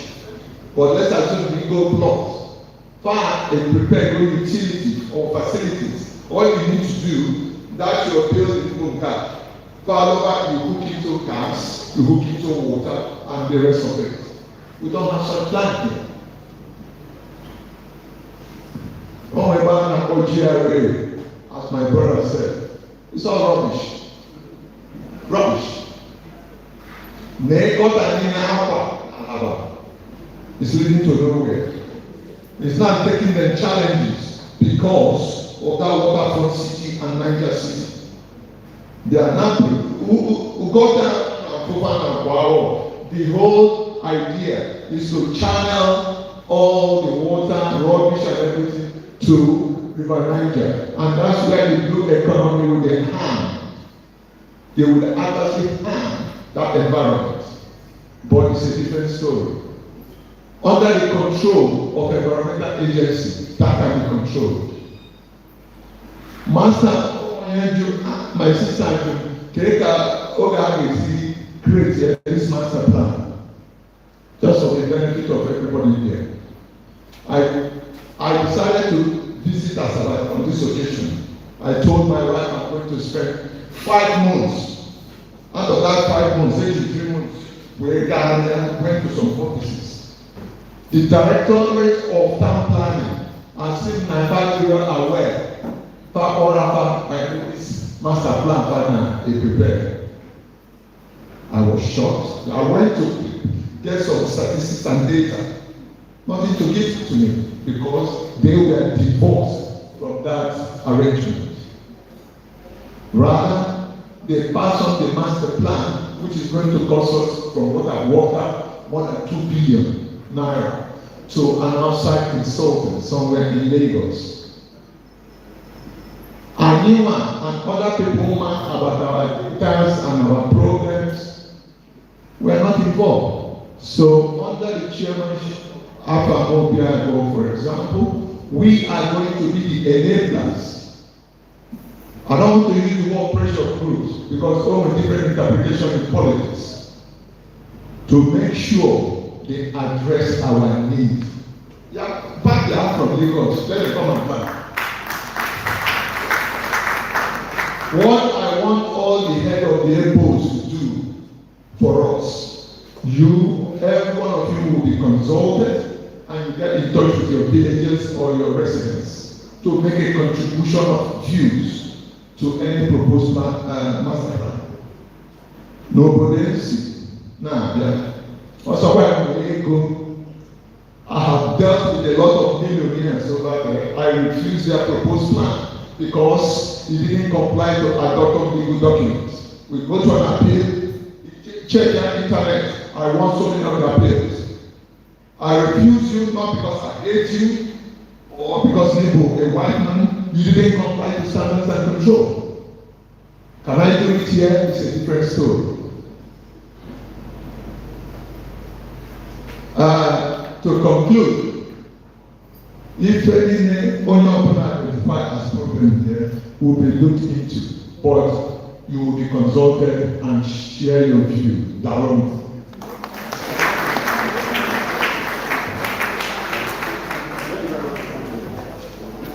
Thank you very much. I'll put our hands together for one. Because I believe this topic has extensively dealt with. We also have two more speakers, because it still has to. Who is our next speaker? Our next speaker is what I'll use the word I'll never see as a centric personality. They will talk of diaspora influence as a catalyst for economic development and growth. Who is this gentleman? He is Honorable Kennedy Okafor. It is my honor to introduce this man, a respected diaspora leader, accomplished engineer, an influential voice in community-driven development across the United States of America. Mr. Kennedy currently serves as the president of Asaba National Association, USA Incorporated, the national body representing Asaba professionals of families across the American diaspora. He also leads as the president of the Cardinal Social Club in Houston, a vibrant organization known for philanthropy, cultural advancement, and civic engagement. His leadership journey spans years of dedicated service, including his tenure as the National Treasurer of the Aliona National Association USA, where he championed the fiscal transparency, strengthening organizational governance, and helped expand diaspora participation in regional development activities. Professionally, Mr. Okafor is a trained engineer in the oil and gas industry, bringing technical depth, professional expertise, and strategic insight to both corporate and community spaces. His work across complex energy environments has shaped his disciplined approach to infrastructure development, project oversight, and investment planning. Beyond his professional accomplishment, Mr. Okafor is a devout family man, blessed with supportive wife and beautiful children who inspire his commitment to building sustainable opportunities for future generations. As a diaspora leader, bridge builder, and advocate for economic growth, he remains deeply committed to channeling meaningful investment into Asaba, Anioma, and the broader Delta region, unlocking opportunities that uplift community and strengthen global partnership. Honorable Okafor, cool, calm, and collected, very large heart. The heart is so large that it resonates with all anxiety, whether you are old, young, or growing. Mr. Okafor touches life in possible ways. Ladies and gentlemen, Your Majesty, I'll present to you Honorable Kennedy Okafor from Ogwa village, when Asaba, one Lagan, Asaba. Thank you. Nago, Asaba, Nago, Obi-Wan, Ago, Obi-Wan. Ngezi Bigwe, ndị ọba okwu esi ndị Olisiri ndị nzogbu esi ndị ọmụmụ na-abịa Igwe. Thank you very much for the honor of being here. Sorry, I think I had my speech on the table. I'm so sorry.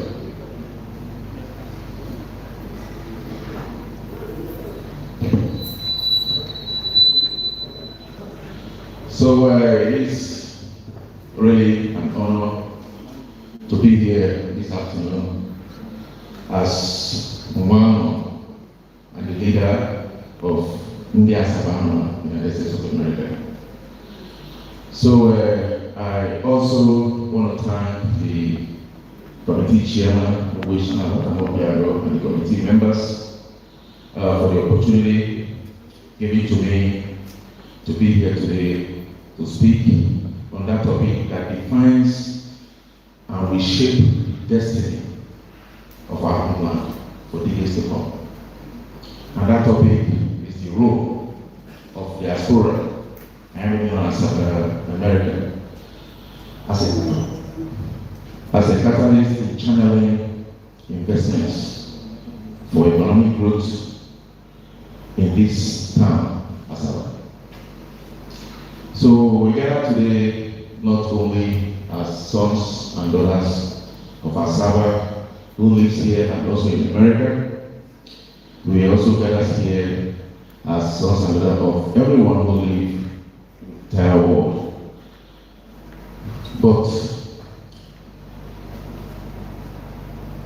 as custodian of the proud heritage and architects of a shaped and shared culture and future, the story of Asaba is woven with resilience in culture and leadership. Our community has produced, when I say community, this town Asaba has produced some Nigerian brightest minds and most dynamic entrepreneurs in this country and overseas. But yet, the true measure of a person is not what they inherit, but what they build. Today, the question before us is simply profound. How can Asaba indigenous in diaspora transform its collective strength into tangible investment that will uplift this homeland? I stand here convinced that we are entering a new era under this 14th Asaba of Asaba. An era where diaspora becomes a primary engine for the development of Asaba.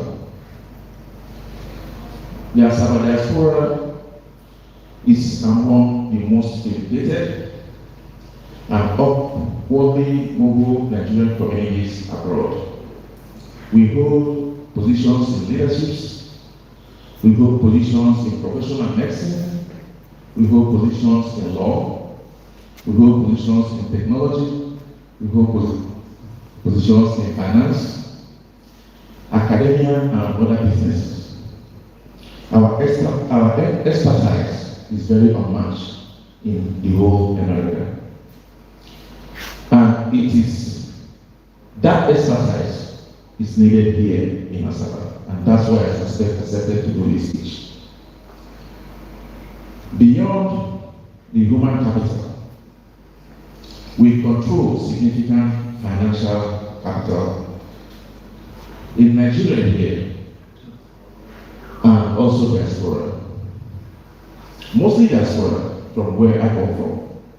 We spend billions of dollars to Nigeria every year, but yet only a fraction of that become the structural investments. That habit has to change, and it has to start from here.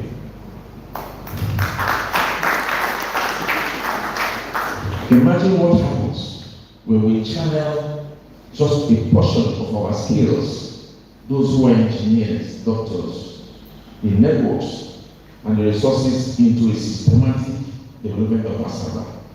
What will happen? We will ignite what they call an economic renaissance.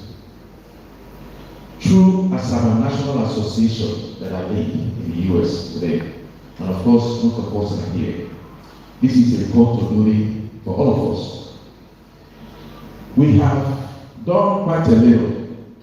I call it a little because it's not measured as to what I have seen other communities like Progressive Union just to mention a few of what they have committed to the homeland.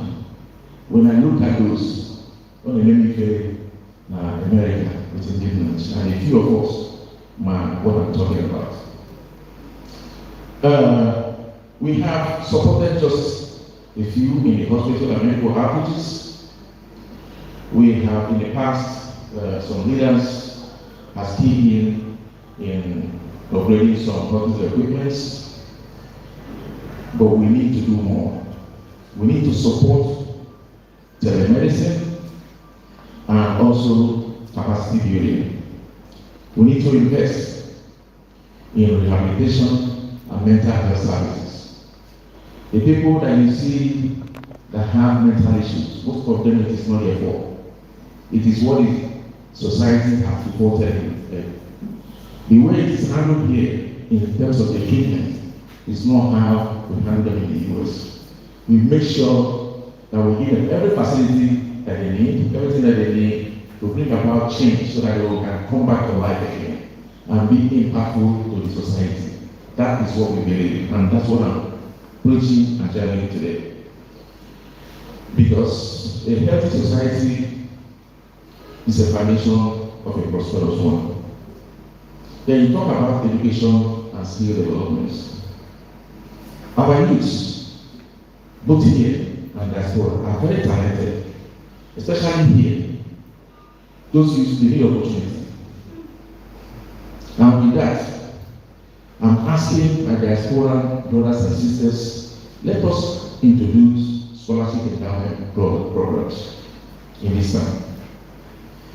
And to do that, one of your sons in the USA, who has been an architect in terms of financing what we do, have told me that he's going to lead that effort through his foundation called Tony That Foundation. And he has promised to do everything that we need in terms of sponsoring people to colleges and primary schools. We need people with faithful hearts in a community format to help us to settle this. Because if I believe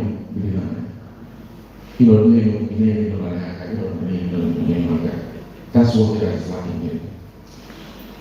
We believe that we can introduce teachers' capacity programs to help improve our teachers. That area will have to also look into that. And also we believe that we can introduce a digital literacy and coding academy. One day we'll pray in the that. We also believe that when with the existing medical rehab center that we are trying to set up, we believe that we can help also and partner in providing vocational training schools. We can identify some of those schools from the US who can help us partner with those, so that those who we think has graduated from the drug facility that we're putting together can go to the vocational school, and then they will start learning handwork before they leave the society. They are human beings like us. It's just that they drifted away for some reason or the other. Big one, let us create the next generation of Asaba scholars and innovators. In the area of arts, tourism, and culture, we have heard a lot from Uwechi Alana, and they also touched by Dr. Boniface. Asaba is a peaceful town and very hospitable. Anu has always said that when we listen to him. Ndigo, they have all crossed here. So why would you put that anyone in Asaba and not sit and tap the resources that we have in Asaba? The diaspora can unlock these potentials through heritage tourism, the River waterfront development. I heard that has been mentioned. We can key into that because with investment, Asaba will become a continental cultural capital. In the area of real estate, I have opened enough houses here that house people. That's why when in part of the area, even the area that you call there are still some destitutes on the street. They have to be inside some kind of a shelter. So with that, I know, but without commitment, because these are very heavy projects, in helping to see within Asaba, we can get affordable housing projects for those people and others who need housing. We can also look into the solar solutions in the villages for those who don't have lights. If at any moment we're at 8 o'clock, everywhere is kind of dark. But I'm kind of impressed from what I've seen from the last time I visited, the last December, and what we're seeing today. So I really thank those who are doing those projects. The road networks not the right one about. I was in a meeting in Asaba here 30 years ago. You can take your leg and go anywhere, even bicycle. But now, to cross from Ibuzo Junction to Ogwa, it could be there for hours because of traffic. We are not planning for expansion. One of the things that makes the United States a successful place to live is that they track records of people movement and expand as people are coming in. It's not happening here. The same road that Onyobi did when he was the permanent secretary in Delta State is the same road that I see in my field in front of my house. Nothing has happened. It is very, very poor. And I think that the diaspora also can look into this kind of capital projects and see what we can help in doing that. We can also facilitate other opportunities in terms of exporting things from Asaba here. We do farming, we have yam, we have cassava, we eat those overseas as well. It would be nice people ship those things to us for them to consume. Because when you empower one business, you empower a family. When you empower hundreds, you lift the city. And as president of Asaba National Association, we will lead all these visions with accountability. We will build a framework for diaspora investment committees, and I will try during my term before I exit to host at least one annual investment summit over here in Asaba. Something like this was on a higher scale involving the states and other people from Nigeria. We will establish an Asaba Diaspora Fund with transparency, with a vision to tackle all these programs that I have just mentioned. And then we will strengthen collaboration with the Asaba Palace and the state governments so that we can see what we can do in the future. Seriously, we are not here to talk, just to talk. I am here to mobilize people, especially those that came with me here on this street. We are not here to dream. We have been dreaming every day, but we are here to build. We must build this town as well.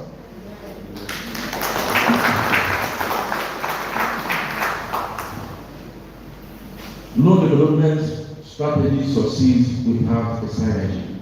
Our role as Ghana USA is not to replace any government, but to collaborate what you can't hear as government to deliver what we need. We are ready to stand and partner in the office of the Asaba of Asaba. We are ready to partner with Delta State government. We are ready to partner with all of the Asaba Capital Territory agencies. We are ready to partner with community associations. We are ready to work with the youth. We bring credibility, we bring expertise and transparency from the diaspora. Now, a call to action. See, ladies and gentlemen, let's go. Asaba does not need 1,000 people to make a change. We don't need 10,000 communities. What we need is that small few who are very committed to execute what this Asaba has in mind. And here is what we as our people can do. For now, we invest deliberately. Even small capitals can start big projects, believe in that. I call on all Asaba indigenous in the USA to please come home and see these things firsthand. Because many of your children, your brothers, your sisters in their story, they don't want to come because they think money woman here. You know, I walk on the streets of Asaba, I don't have security, I don't need one. It's ready made. You know, so when I said the pictures, I see, when you go, I'm here. That fear alone will make you can't do anything. So I'm told all of them to please come. We have a lot to do here. And when you come, mentor a youth, take a youth and mentor a person. Sponsor the skill, or even equip a classroom. It goes a long way. You know, support Asaba National Association USA programs. In America, that will benefit Asaba. Support us. Promote a positive image of this homeland, wherever you go. I'm talking to my diaspora people here. Do that. Diaspora development is not about the wealth or the wealthy. It is about the willingness. And on my vision, I see an Asaba where the industries flourish. I see an Asaba where the youths have opportunities here in Asaba. Healthcare becomes more than accessible. I also see Asaba where cultural tourism attracts global investors. The diaspora is recognized as a core pillar of this development. That future is possible only if we can build it together. My brothers and sisters, in closing, we are a generation blessed with both opportunities and responsibilities. We are a bridge between Asaba's glorious past and its promising future. History will judge us not by the passport that we carry, but by the legacy that we leave behind. As President General, I pledge that Ahaba USA will provide its leadership in this transformation, will provide leadership in building prosperity, and will honor the dreams of our ancestors and secure the future of our children. Ahaba, I do now. Ahaba, may God continue to bless our revered king and the wife, Ahaba Professor 55 years in here. May God bless Asaba National Association USA, and may God continue to bless Asaba, and may God bless our collective efforts. Darling, thank you very much.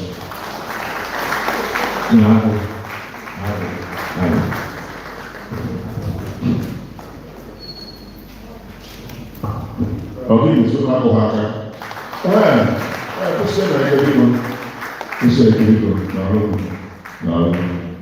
He has truly delivered. He's been delivering for years. I know that Ogwa is in support. I don't know this one. Yes, yes, yes, you will come. I'm going to do that. What I'm going to do, when you was to or was is capable, is strong, and is willing. That's all. What to do that, you know, Speaker wants to ask. That's good. Man. Well, I just want to know if you interact with the Chamber of Commerce in Asaba. You mentioned very good what bodies you interact with. I think that's an important body we should make sure you interact with. Thank you very much. Please, the name of which is not free.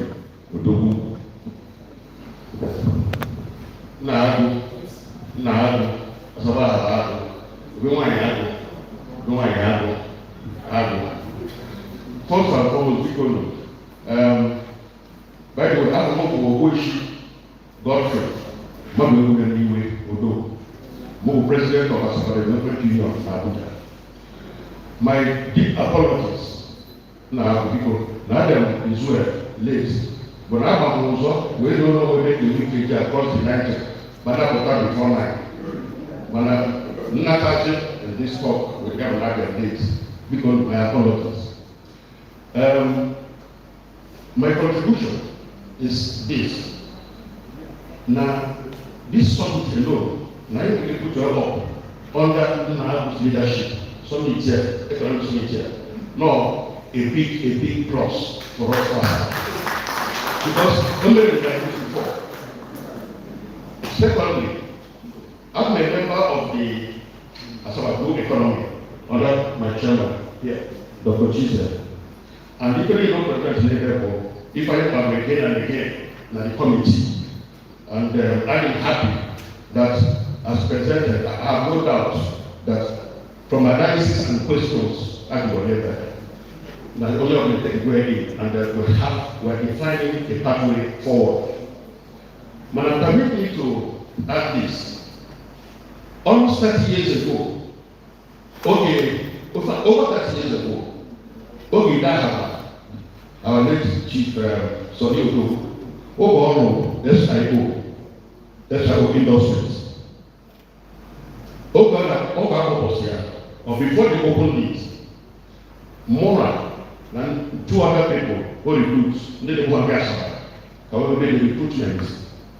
All the way from Warri, Ogwa branch manager in Warri, not to come there continue the recruitment because not to at least 70% of the factory workers were on Asaba, our youth.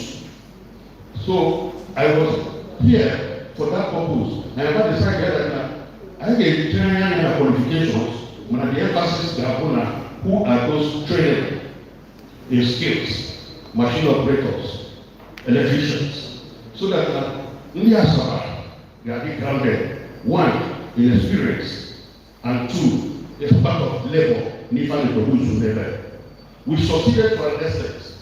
To that extent is that I think at that time, we were able to get about 125 Asaba young men and women employed in a factory where I project 500 employees within the first 1 year. Now, what is important is this. Actually, they know that small scale enterprises, small scale industries, hundreds of millions of naira. It is not so.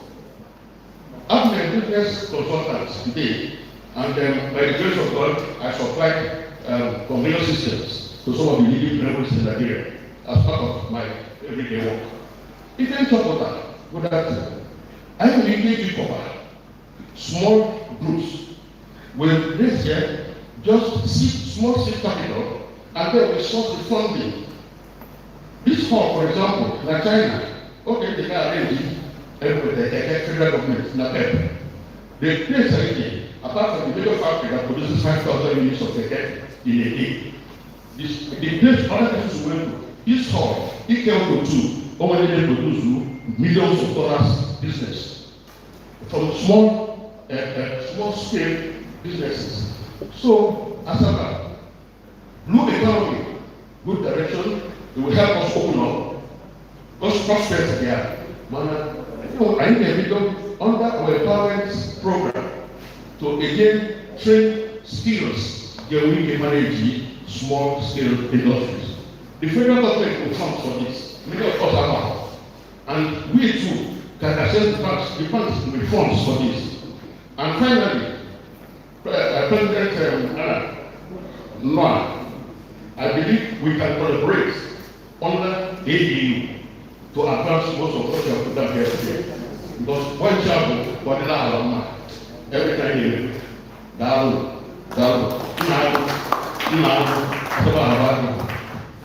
Thank you very much. Thank you. All right. These questions, please. questions. Okay, contribution. Okay. Please make it very brief. Very brief. I will see you have more lecture.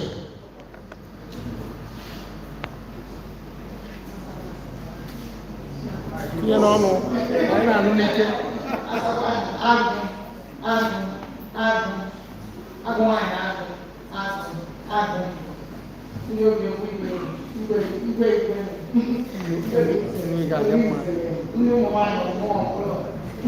I hope I tried.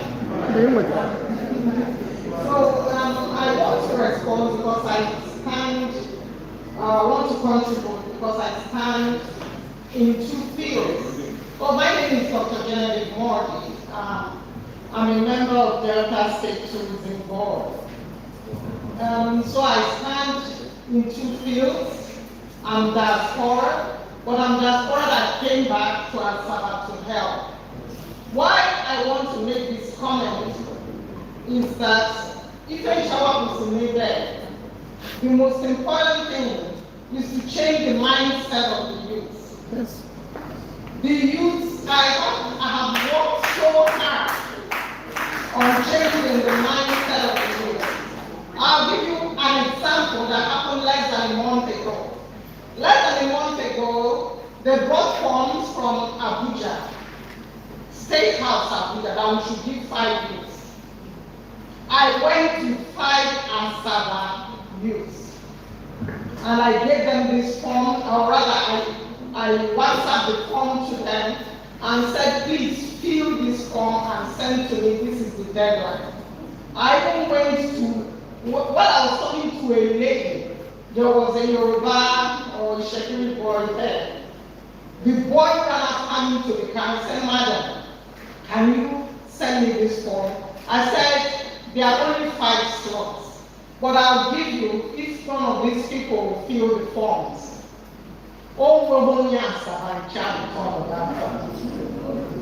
They called me, 2 of the ladies called me and said that while to make their picture, it doesn't go. You see, okay, why don't you take it to a cafe? Let them do it. Even the Yoruba boy called me and said it doesn't go. You see, take it to a cafe. So the Yoruba boy take it to a cafe. He doesn't take it. I kept sending texts. Please give me this form. They didn't. So that's the first one. Then the second one, because I'm in the tourism board, in my Regatta Festival in Warri Boat Festival. So I wanted to incorporate the same boat festival in Asaba. Let me go to the beach. The cable road, one which is to the extent that if you drive, you can't even turn to drive out. So I now asked the people in charge that why is there no road? That the plan of the government was to expand, was to build that wide expanse of cable road all the way to the beach, Manaweko. And that is the same problem that is affecting the waterfront city presently. Oh, we get those opposite. Oh, they don't. Some are resisting the expansion. They say it is a land grabbing, what is the land? Some are saying they want higher compensation, but I think the truth is we have to start from ourselves. Overall development, what they call it, sacrifice. Because I know how many homes were demolished in Lagos, especially for Osho. So I think for Osho, the expressway. So I think the beginning of it is we have to call our youth. Let them have a mindset, not us land. Let them have a mindset. Presently, there's a group I am in at the state level. I've been dragging Asaba people because they are people ashamed to be the only Asaba person. Why don't you 5 women? Why don't you 10 women? Why don't you Asaba some? I've been dragging them at state level. Please come. I have that job. So I think the first thing is to have a change of mindset. Then this summit will now start working. Thank you. Thank you very much. Did you get to your job? You know your job?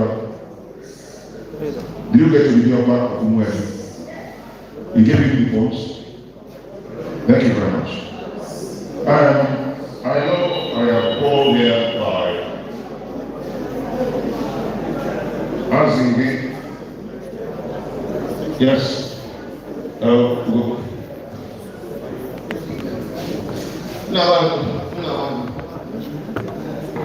Asaba,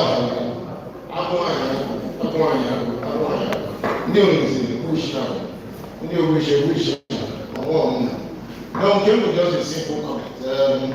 I want to say that if you are also on in the diaspora, we have a vote of confidence on Honorable Kennedy. Since his ascension, he's been doing a fantastic job, but we have to work with him better and be more coordinated. We have an amazing faith as individuals. So if anything, in America, you have over, I don't know if you can correct me, about 14 branches of Asaba unions under different registered names. So the last article before Obi Professor, as he did, 14,000 Asaba, I think that group had said, I'm going to name ABU Washington, ABU here, but the registration of the association have already been done and I think.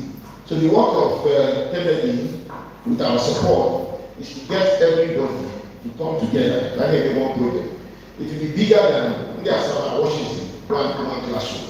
In the Houston, give one water, bowl. So let all of us, when we go back, but then coordinate this year all the Asaba during the next summit to come together to do one big project. There's nothing to gain from saying, oh, I need to mention, but only this, on the, I need to have the Asaba. Let us work together, even both at home and in the diaspora. People like to get their names out there. There's no need for that. When you work, God will reward you, even if it's in secret. In the matter, let's work together. We do more when we stand together. Alone, we don't go far. Together, we go further. Now,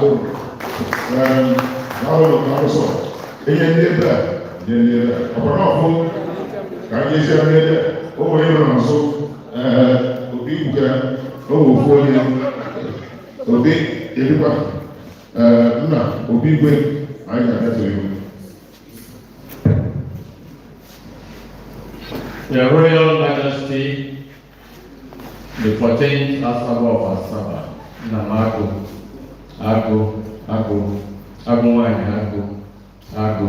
Ago, I'll be very brief, but first, I must congratulate our highly intellectual, dynamic, and contemporary king for initiating this summit. It is going to spur us on to various and extensive discussions, perhaps after this one, not at this very. I just want to make a few comments and a few questions. This is an Asaba investment summit. I'm not going to talk about the blue economy, buildings, infrastructural development, and all that. I want to start at the basics. Not quite 3 weeks ago, ndị mụ na nwa nọ ụfọdụ ndị n'ime nwa ndị Asaba wa na-ajụ gịnị ka wa ji mara ndị Asaba kazi ife ndị Asaba na-eme. They put me to task. Nọgide ofu onye asị nwaanyị ọ na-ele anyị mana o nwere ife wa ji mara ndị Asaba. Ndị Asaba, even from our greetings, n'ụmụrụ ike ebe nsi n'Ogbomanta, anyị na-ekene Ojukpako. Why is that? Because n'ụkpa the basket ka anyị ji ebute ji anyị na-akọ. So I told them that Asaba people traditionally are farmers. Apart from farming, Asaba people are also fishermen because we live along the bank of the Niger. Asaba people are also craftsmen. Anyị na-eji ụgbọ and things like that. Recently, to my excitement, His Royal Majesty has initiated handcraft. Ịkpa akwa ọcha. Achọrọ m ka anyị were amara ndị Asaba. Achọrọ m ka anyị werekwa farming mara ndị Asaba. Ọ Honorable Kennedy mentioned Ukwu going in his lecture. Now, what about Asaba? Now, the also people in America. No one like the Onugbu, dry fish, and all that. Why can we not be known for farming? Can we people set up a cooperative, farmers cooperative? Can you grow a Onugbu? And you grow Onugbu in large quantity, and you dry here, and you package here neatly, and you export back to America, to London, to Japan, to whatever you go. It's part of investments. Same thing with Azu. One of the former, the lady herself, Mrs. Former Onyobi Adejumo, who a very beautiful fish farm, Nebodi. She grows catfish. She has a kiln that dries the catfish, beautifully packaged, and is good for exports. So more I suggest Nandi Asaba as a community should encourage farmers cooperatives where we will engage in dry fish farming and drying for exports, vegetable farming and drying for local consumption and exports, and then we should also accelerate and increase our enterprise and farming. Thank you very much. Yes, we're moving forward. We'd like you to respond to a few questions. And there, Obi, okay.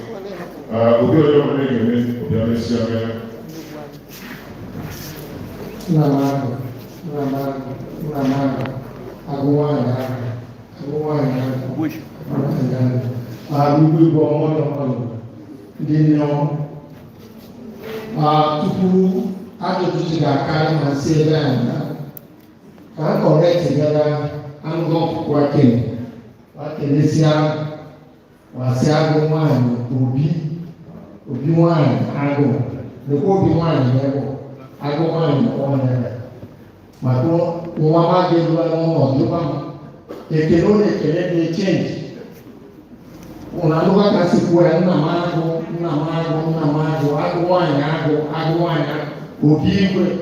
obi nwanyị igwe maka when they got this mistake about over here. Another one chief Onyebo, if we find in the war, President Ukwu, maka ụmụ nwanne niile nọ n'ebe ọ. Mana anyị ncha na-abịa n'akpọrọ n'ihu mirror ikiri onwe ya. Maka corruption dị n'ebe dị egwu. Corruption dị n'ebe ka nwa ma ọkụ dị corrupt. Nna ya gụpụta ịfụga osi dị plane ya na-agba anyị ike. Mana corruption esi elu si anyị na-abịa ụmụ ọda plane nwanyị. Maka onye ya bụ ike na-eweta site ndị a. Okwugo okwu ike niile okwu n'ebe. Mana kasịta transparency onye nwanyị ego wasi anyị ife ya ga-eweta ife okwu 50,000 ọ gasị anyị na 100,000. Anyị ekwukwa ha n'obi. Onye n'ime anyị nọ n'ebe including eze na agụ nwanyị na-akpa nkwu adịghị ọkpọkọrịla Ahaba ma ife niile nna anyị wụọ ejuo ebe niile wabụrụ kwa ife niile gbasara n'ebe wabụ afọ ma were bịa n'ebe ife ndị akọ ịfụ ụmụ nwanne anyị anọ n'azụ na lukwu na sabọta aja nkwu adịghị ọ dịghị ọma ya bụ onye ọbụla na-arụ ọrụ ya bụrụ na mmiri ọkiri onwe kọnsensị ya dị n'obi maka na ụmụ anyị kwasị Amerịka bịa na-ekwe ekiri anyị kwasị fụa mbụ kwa abịa kwa akwa wụọ na-ekiri anyị anyị adịghị aga n'ihu biko eji obi ha anyị nwa ga-eche gị nwoke nna m ahụ agụ nwanyị ọ kpọrọ ukwu achọghị n'etiti n'ọnọdụ.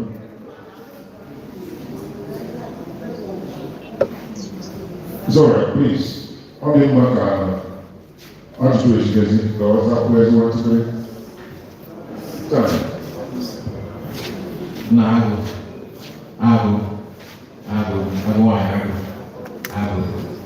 Because let me stand like 16 protocols. If we're gonna look at it, so only one, you get 30 hours and 5 hours. So because this one captured here, Dr. Wishi Boniface, she's just asked, what's my interaction with the Chambers of Commerce? We don't currently have one, but opening with any contacts, seriously, I'd like to work with you. You know, we can set up a committee when I go back, I can take it from what you're thinking, sir. That's how I will respond to that. And then for ADU President Uguchi Godfrey, yes, what we have as ANA USA is similar to ADU, but we are one. So I welcome that suggestion here, because the whole idea is for us to help people here. We are people helping people. That's what we're known for. And any place I could have help, we key into that. So people can let into your contact so that we can have more interaction on that. Then, many before, on point. Just to my diaspora members, I said earlier in my speech, when you come home, please mentor one child, just one child. You will see how that change is going to happen over time. Because I know that many of these youths look up to us. They want to be like us. So I suggest that just mentor one child, and then make the rest of the world and see how that transformation comes. Change doesn't come immediately, but over time you see how things will start changing. And then also my diaspora member, which now he said something that touched me here, that we need to work in a collective effort. That has been the drive of Asaba National Association. In fact, that is how we were set up. Many of the children here, I ain't carry 1,000 there, but having a perspective, possibly about only 200. Why? Again, that ego, Asaba ego is still enough. That's what is going on. So if you have brothers and sisters, tell them, you know, this is the core passion. Forget about what happened yesterday. If you support and you're not seeing progress, then you have a reason to backslide. So only a few have been doing this from time immemorial. Only a few, and they are still committed. And seriously, I can't step out of this podium without thanking Ogwa people of Ghana here. Look at it here. It comes in support. People are not going to go and yes. It comes in support. You know, we people here not here. You live in Asaba here. But still, we still feel the same path in the US. And then, you know, he said we have 9 solid chapters of Asaba in the whole of the United States. US with 50 states and more than 5,000 cities. But guess what? We only able to establish just 9 chapters, and we are begging people to come and join. What does it take? Just 3 to 5 families. You don't even have to meet. Through Zoom, you can meet these days. And when you meet, you know, good things happen. In my life, I have had thoughts of people who passed in America that we don't even know that they live there. We don't know. We found advocacy in America just to come and experience a good life. Unfortunately, that's they don't know who to call. We have to, people must know where you live. We have to, so that we know what is happening to your families. That's what I tell you all the time. But people say, everybody are living. You know, so when we see the Sinaka, one child, probably all of them live in there. They are watching us. What they hear here. We need that new face of Asaba. If we make you Romana, it's going to here. A palace power. Let me know you go far. He said, look here. What happened to America every year? Okay? The last time of our thing was probably for 15 years ago. The family Asaba to his blessed memory. That's why I take not to meet him here. We are having a national convention in Atlanta this year, in May, and I have knelt and begged them and I don't mind. Please, they have to come there. So I let them hear from you. Come from you and know your vision. Because sometimes you don't know this one way anymore, but people happen like that. No, but there are still some who believe. People don't shoot higher. Now, one powerful supporter of this cause, I don't hear that. You know, there are plenty of them, a few of them. You know, Ogwishi, Mokoro, who came to pay homage. Those are our giving. No, I said, it's one and the different magic. I said, you don't worry. Not to sound good. You know, overland. That's how I'm talking about. You forgot. So, we have 9 chapters, and those chapters are led by Asaba. More the president and as one. But one and oversee those particular areas. So we have one in Baton Rouge, in Louisiana, that is led by Ogwishi, Emeka Renzi. It's a town, I don't know here. You forgot. Another good person. I'm actually one in Baton Rouge for that side.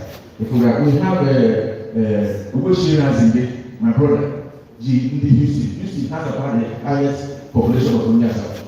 I ain't seen the label. Really, I think there. I know Ogwishi Okonji, you know, from Atlanta, and it's over that side. We have attorney Anthony Akule, much, and it's in Maryland. They work at the business worker, so Ogwishi one, I'm not Carolina. Ogwishi will from the house. Then it's over Ogwishi weather at that side, and then anyway, a big chapter in Southern California led by Ogwishi Ngozi Bogo. One more people go to that side of now. And the only people that are growing, we are growing. My only thing is, one people, no we will in America so that they can give and those are surrounding together. Also, by the millions of people, one day you will lower that and all those money is gone. And the question is, what would they do by giving it to pay in this life? What would they do by it? Because when the person says, you don't live forever. That's what I tell them. So, people, in terms of transparency, like I won't get the full custom. Or if you look at all, that now, one day on Asaba, they sell our properties without our consent. What does that do to you? It makes you lack confidence for your family. Everybody is saying, what's so hard to do person? The impact of the no, we need as well as no, that's what we're suffering. You know, if one day will see my man. When he may say, was it my work, when they go to war, that's not how a civil society functions. So people can have at this stage. I know around one road books America that we have open doors, they will let you come in. Baba, if you know your need, you want to know Nado.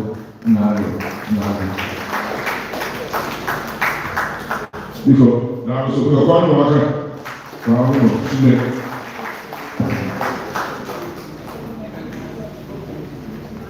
Our next speaker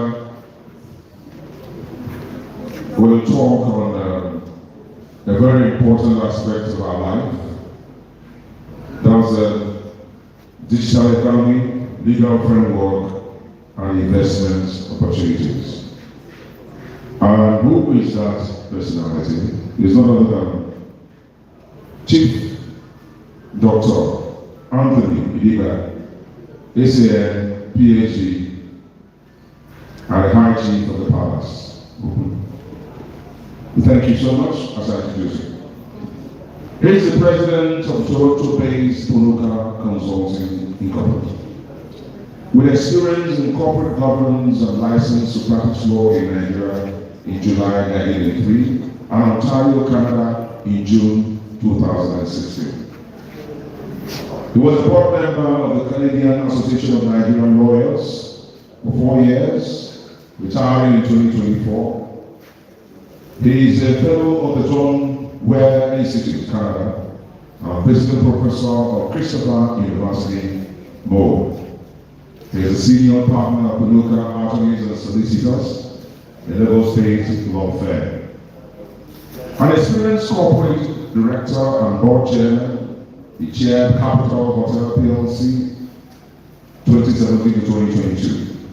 The owner of Abuja Sheraton Hotel, he chaired the Ikeja Hotel PLC, listed the Nigerian Stock Exchange as the director of Royal Exchange PLC and PZ Cousins Nigeria PLC, both listed on the Nigerian Stock Exchange.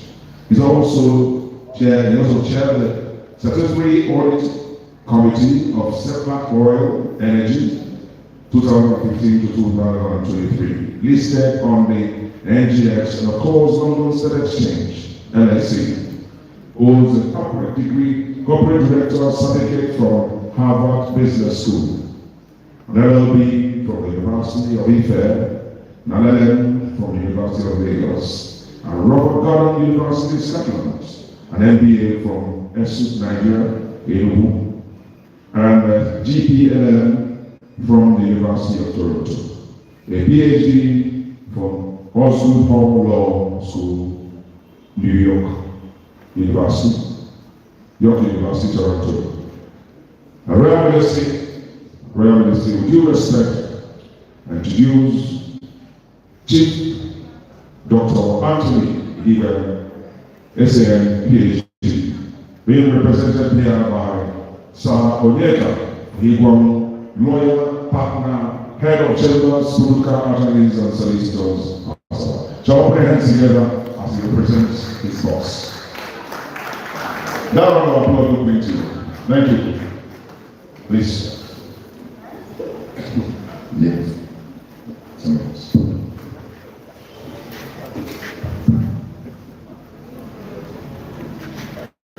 No.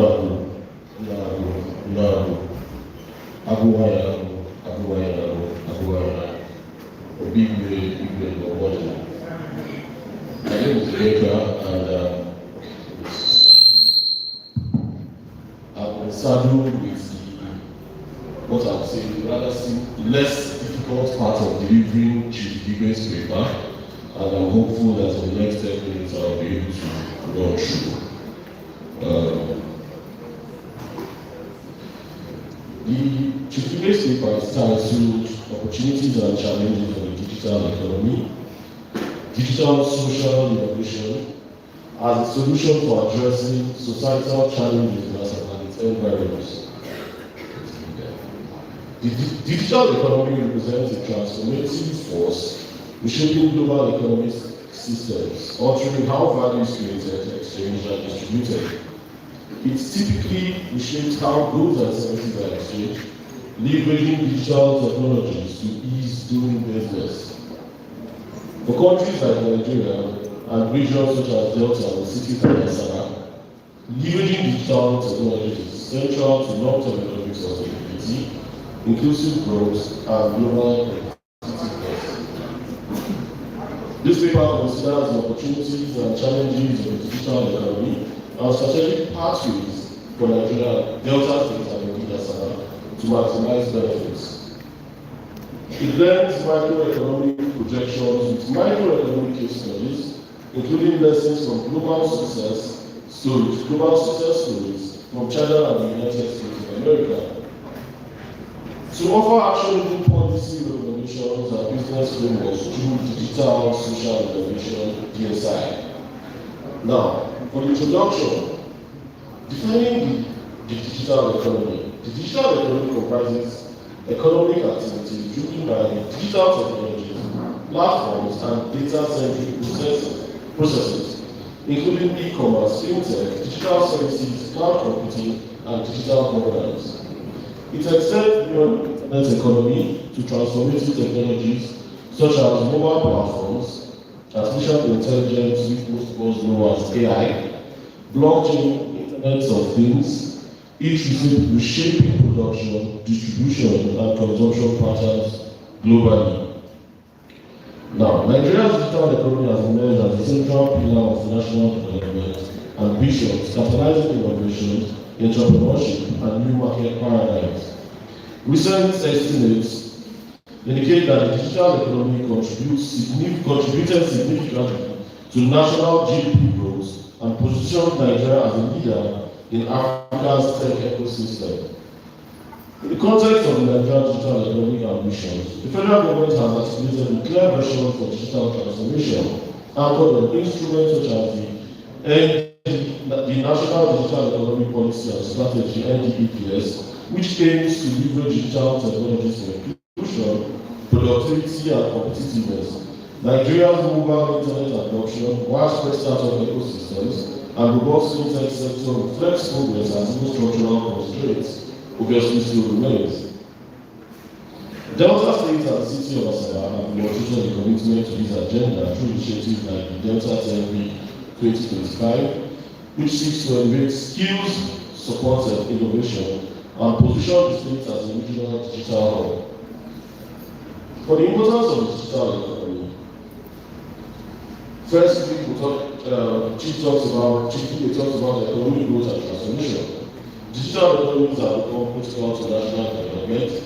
They enhance productivity, promote financial inclusion, and enable global market access. In Nigeria, digital platforms have revolutionized sectors including fintech, e-commerce, logistics, and digital content, expanding job creation and entrepreneurship opportunities. Key contributions include fintech innovation, platforms like Flutterwave, Paystack, and OPay, which are people of household pay, have driven financial inclusion and streamlined digital payments. E-commerce expansions. Domestic platforms, e.g. Jumia and Konga, and global engagements, e.g. Alibaba partnerships, facilitate trade and market access. With regards to telecom role also, which is one of the key contributions, with over 163 million global internet subscribers, telecom infrastructure underpins digital access nationwide.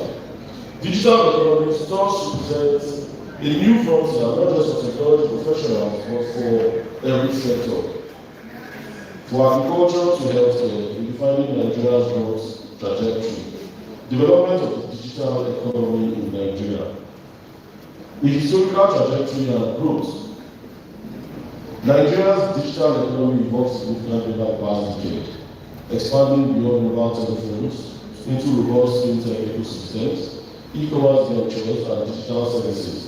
By 2023, the digital economy contributed approximately 18.44 trillion naira to Nigeria's GDP, accounting for a meaningful share of economic activities. Several structural features underpin growth. First, mobile-first dynamics. With smartphones as primary access points for internet users, digital adoption is widespread. Youth demographics. Over 60% of the population is under 25, creating a vibrant consumer and talent base. Startup ecosystems. Innovation hubs, tech incubators, and venture capital have supported early stage and scale stage digital ventures. With regards to regulatory and policy frameworks, the Nigerian government has introduced digital economic policies, data protection laws, and investment incentives. Tools like the Nigerian Data Protection Regulation, NDPR, are foundation to building a robust regulatory and policy framework to allow the digital economy to thrive, though implementation gaps clearly still exist. Policy frameworks need to evolve more systematically, particularly in areas like data governance, cybersecurity, digital transition, and cross-border digital trade. With regards to the development in Delta State and Asaba, digital future initiatives. Delta State's deliberate push towards digital future is evidenced by flagship programs like the Delta Tech Week 2025, team building Delta's digital future, which was held in Asaba. The event aims to enhance digital literacy, spark innovation, and connect entrepreneurs, especially youth, with investors through hackathons, exhibitions, and tech summits. This commitment by state authorities, in partnership with academia and private sector stakeholders, positions Delta and by extension Asaba as emerging nodes in Nigeria's digital landscape. Local opportunities with strategic assets. Asaba Delta State poses several unique advantages. Strategic location. Asaba Delta State possess several unique advantages. Strategic location. As a central hub in the South-South region, Asaba connects multiple economic corridors between the region and even across Nigeria. Asaba has potential to become the next innovation hub in Nigeria, just like Ahaba, Lagos. And the innovation hub of the South-South region, attracting significant investment and consequently boosting the tax income of the state and the region. Government backing. Supporting local policies and investments in digital literacy initiatives. Harnessing these assets can catalyze regional competitiveness in areas such as digital agriculture, logistics technology, and creative content industries. Global case studies, to cite examples of some of what the paper has been talking about, there's reference to Ahaba and Amazon. Understanding global success stories offers insight into how to cultivate digital economies locally. According to Yelisu and Zongzhen, digital social innovation is the novel use of digital technology to assess societal challenges and plays a critical role in the collective pursuit of sustainable development. In other words, how do we engage our teeming population of unemployed youth in productive activities using digital technology and tools that are attractive to them? The contribution of the Chinese and US case studies will help articulate the DSI program for Asaba and its environs.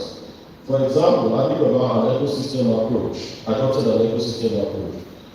Alibaba, the Chinese e-commerce giant, illustrates how digital platforms can transform economies. Founded in 1999, Alibaba enabled small businesses to access global markets via digital platforms.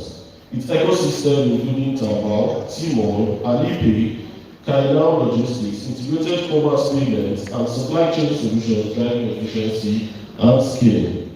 Alibaba's model emphasized interoperable digital infrastructure, trust mechanisms, and logistic partnerships. Key lessons for Nigerian marketplaces seeking to scale. I'm told I have very limited time, so I'll have to skip. The paper is already in circulation. I'll skip to the part with regards to opportunities in the economy for Asaba. Local businesses in Asaba and Delta can unlock new markets and operational efficiencies through digital tools. E-commerce platforms, for example, enable SMEs to sell online domestically and globally. Digital marketing and social commerce, leveraging platforms like Instagram, WhatsApp, and TikTok for customer engagement. Also collaborating with existing structures such as the Asaba Chamber of Commerce, Industry, Mines, and Agriculture to foster relationships with other businesses or partnerships. Cloud and SaaS software service adoption, reducing upfront infrastructure costs and enabling scalability. The essence of the SaaS is basically so you can use an app without having to download it into your device. You can use it as a web-based platform. Mobile payment integrations, increasing customer reach and convenience. This can be achieved by partnering with existing and burgeoning payment gateways. Digital tools also reduce barriers to entry and can significantly lower operational costs compared with traditional business model. For individuals can gain gig economy participation, freelance and digital services offering flexible income streams. More people get to participate in the economy based on their strengths without a location barrier. This is very important, and to support this goal, Chibazo established the youth center at our road, where there's a co-working space for any Asaba youth, or just any youth at all, particular attention to Asaba youth that is willing to use this space for online gigs and for those who have to do virtual work from home. Skill development, digital literacy leading to higher employability, remote work opportunities, which goes back to speaks to what I just talked about, access to global labor markets also, without having to travel to any of these regions. Training programs such as the NITSA Digital State Initiative and the 3 Million Technical Talents (BMTT) initiative aim to build digital schools across Nigeria, which will significantly benefit Delta youth. For government stands to benefit significantly also by improved public services, tax-based expansion. I should add at this point that the new tax reform law passed by the president has incorporated some of these features which touches on digital taxation of the digital economy basically. Economic demonstration is also an important part of the government and benefits. Data-driven policy making.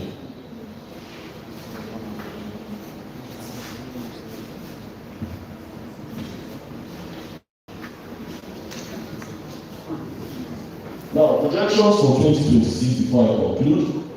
By 2026, Nigeria's digital economy is projected for increase in contribution to GDP, generate millions of digital jobs, expand broadband coverage and e-commerce participation, foster regional hubs including Asaba and specialized tech ecosystems. The big question is how is Asaba and Delta State positioning itself to be a major player. Individuals, businesses, governments, institutions alike must actively work towards implementing these solutions, particularly by leveraging existing structures such as SS and SE Commerce Association Limited and similar platforms that promote the digital economy in the state and the region. In conclusion, the digital economy represents a transformational opportunity for Nigeria, Delta State and Asaba.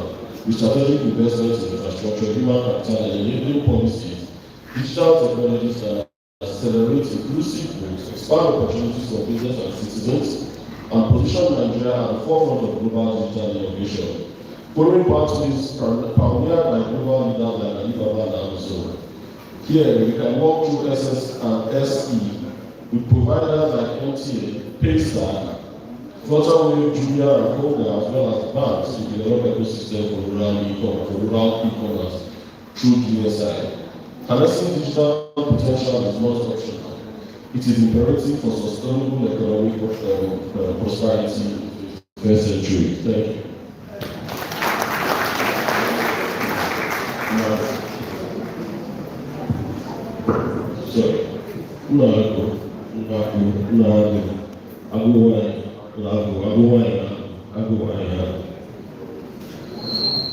Thank you very much. Put your hands together for Monica Esquire. At this point in time, we'll take a short music break before we hear the voice of the tour. Let's have the music briefly.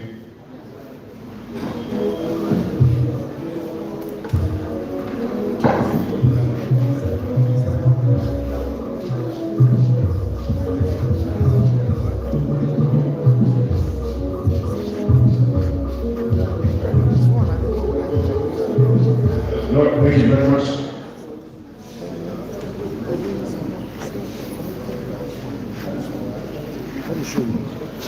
Yes, I'd like to invite, this is a special one.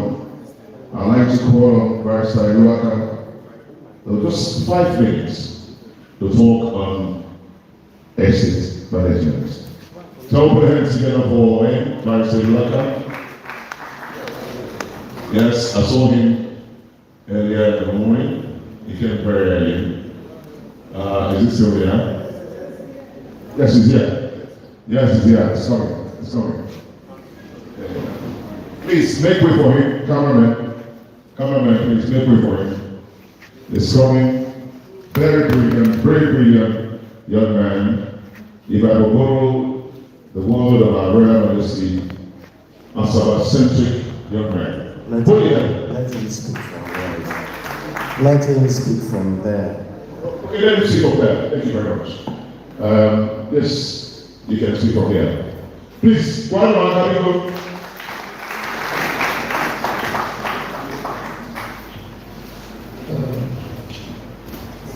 Asaba. Now. Obi-Wan,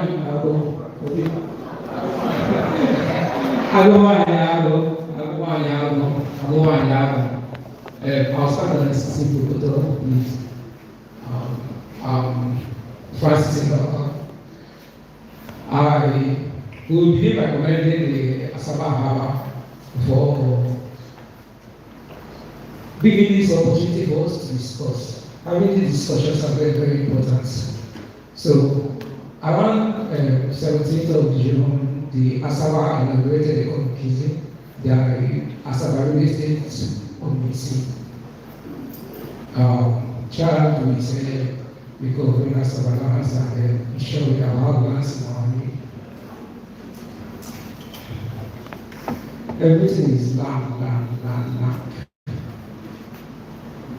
We can't make all these developments, all this stuff we are talking about, recovering waterways and this stuff. We can't make these developments if we do not own the land. Land is very essential. I'll give you an example. In the Bible, Abraham is seen as the first state lawyer. When he wanted to bury his wife Sarah, he had to go to a place called Mabel to buy a land. They told him, take the land for free. He said, no, I have to pay for this land. Thousands of years later, that payment Abraham made for that land is what makes Israel the qualified owners of that Palestine strip. So, what I'm trying to say now is that let's go back to, let's say, 1914. Let's think about our ancestors that were in this land. I'm sure that about 90% of the land in Asaba then would have belonged to Asaba indigenous. People that can trace their lineage to kind of legacy.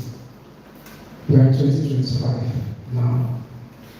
How many percent can be traced? How many percentage of land do Asa people own now? Is it, do we go up to 70%? Or is it 60% or 15% or 40%? I don't know the percentage, but I would just say that it's not less more than 70%. We sold the rest and foreigners own the land. So I was wondering when he stopped this whole thing of resuming from 99 years to about 60 years, so that people that are buying land in Asaba do not only perpetuate the land goes back to Asaba in the years. So with the Asaba Real Estate Committee, we are vested with the mandate to know how we can recover Asaba lands, so that Asaba lands can belong to Asaba indigenous. The thing that is happening now is that these lands are appreciated faster than we can benefit, and this opportunity now is moving faster than we can coordinate. This our goal as Asaba is what is all of us come, they come together and they buy lands and everything. At here we are seeing Skyfish Park going up now. Around Ogwa Road. Those skyscrapers are being developed by other people who are not indigenous to Asaba. Asaba people do not have a stake in those buildings or in those lands. So what we are trying to do with the Asaba Real Estate Corporation is to come together and put force together so that we can buy prime real estate in Asaba. And Asaba people are the ones that are going to own their real estate. So what it's going to be is about, we are going to make profits, but at the same time, we are going to retain our lands. So I'm using this opportunity now to call on people that are here to support our work in Asaba Real Estate, to begin the elections and support. We have public members there, we have Ogwa, we have Obi, we have Obi, Adabiosa, Doctor. So we have people that are trustworthy, that are there. So we are saying that in fact, we said that by January we should start receiving first We are going to set up a website so that any fund that is being donated will be seen. Anybody that logs into the website that has the password and the passcode can see what their fund has up and what it's being used for. So I'm using this opportunity to call on our members to support this initiative. In fact, every Asaba person is going to be a beneficiary. That's what we intend. If you have 50,000 naira, you put in. If you have 100,000, you put in. That way, we can see how we can buy our owners and make Asaba again. Thank you. You can put your hands together. Louder, please, louder. Thank you very much.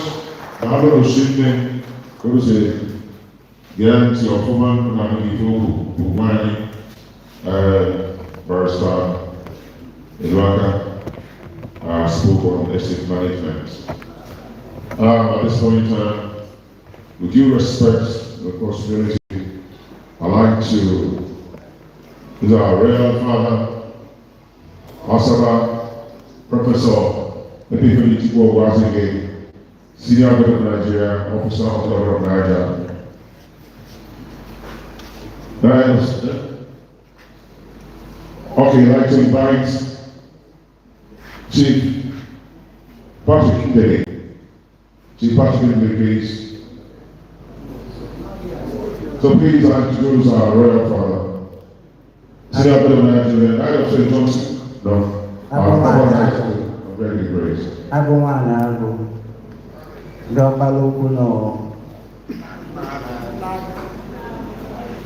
Afọ ọkwa m ndị ụmụagụ na ochi ụnụ onoyi onwe ka anyị si sụpụ ndị ụmụagụ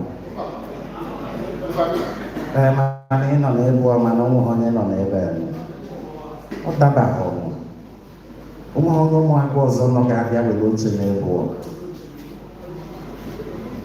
ụgbọkwa ka anyị si azụ izu dọọ.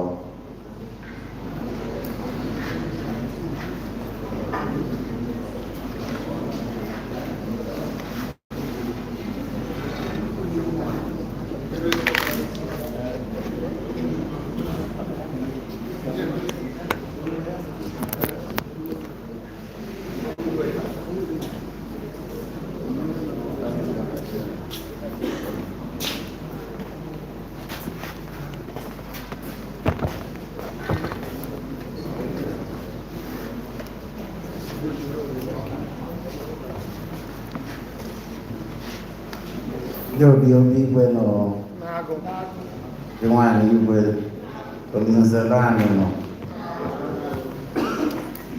ndị nze ogbuechi nọ ụha ọmụọmụ nọ ezugbo anyị uwe ahadịgwa igwe nọ ọmọdụ. Let me start by commending in a very special way Chief Afam Obiago,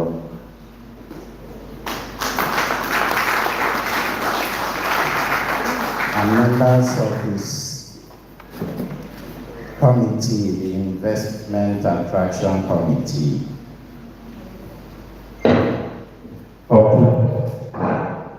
for putting this together. Let me also mention in passing the anchor, Mr. Kelemis J. and Lady Bridget Assembly. I want to thank you.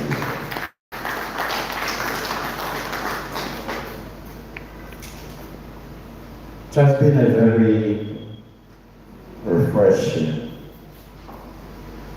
highly illuminating, thought-provoking, and I can say that our minds have been truly agitated by the presentations and the submissions made by the speakers. So let me thank and commend the speakers for their well-researched presentation. Has truly elevated the discourse level, and I am sure we have benefited immeasurably from their submissions. Let me also thank the audience. By your interventions, you have shown that truly you were following the conversation, and that is what is most important.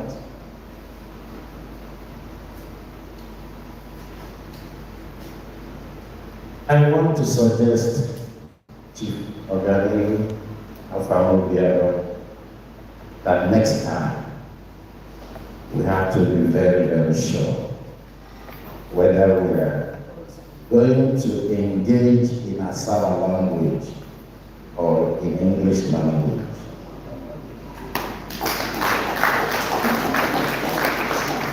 It is a decision we must take, so that we can carry everybody along. At a point, the presentation became very, very elevated. And with the greatest respect, I felt that we were losing the audience somewhere along the line. But it's also the measure of the robust intellect, the clarity of mind of the presenters.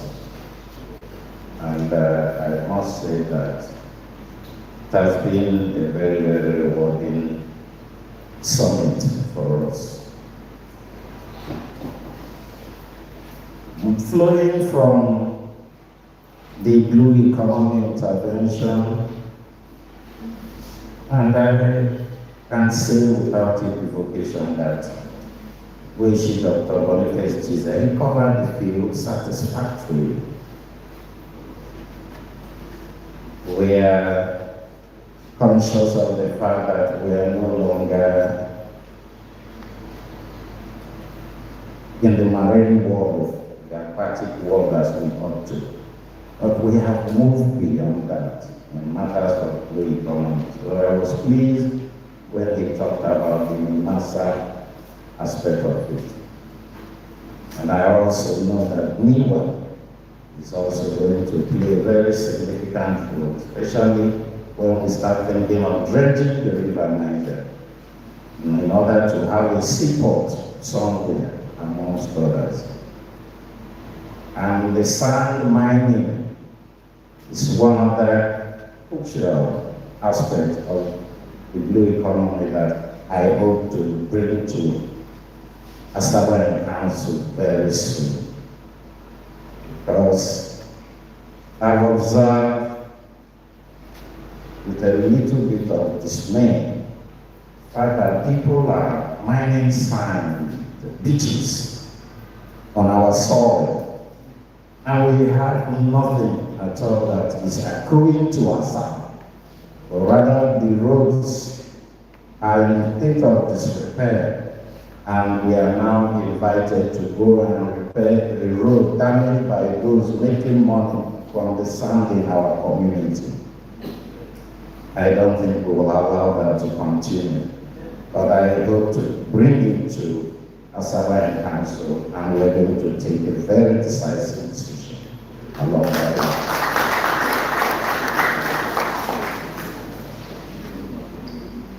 The urban planning, which Alana, you spoke so eloquently well, you articulated very well. One question that was put to you that I know you have little or no information about is the question of the state of urban planning as it relates to Asaba. This is one question I've put to so many people in the commanding heights of governance in Delta State. The last time we met with the government house, we put up that question. As Asaba Development Union President General, I engaged with Clement Ufwani, I engaged with Joan Ichimarako on this. And I also discussed it with Chief Patrick Walker. But happily, the governor in his response said that they are working on it, and that is the most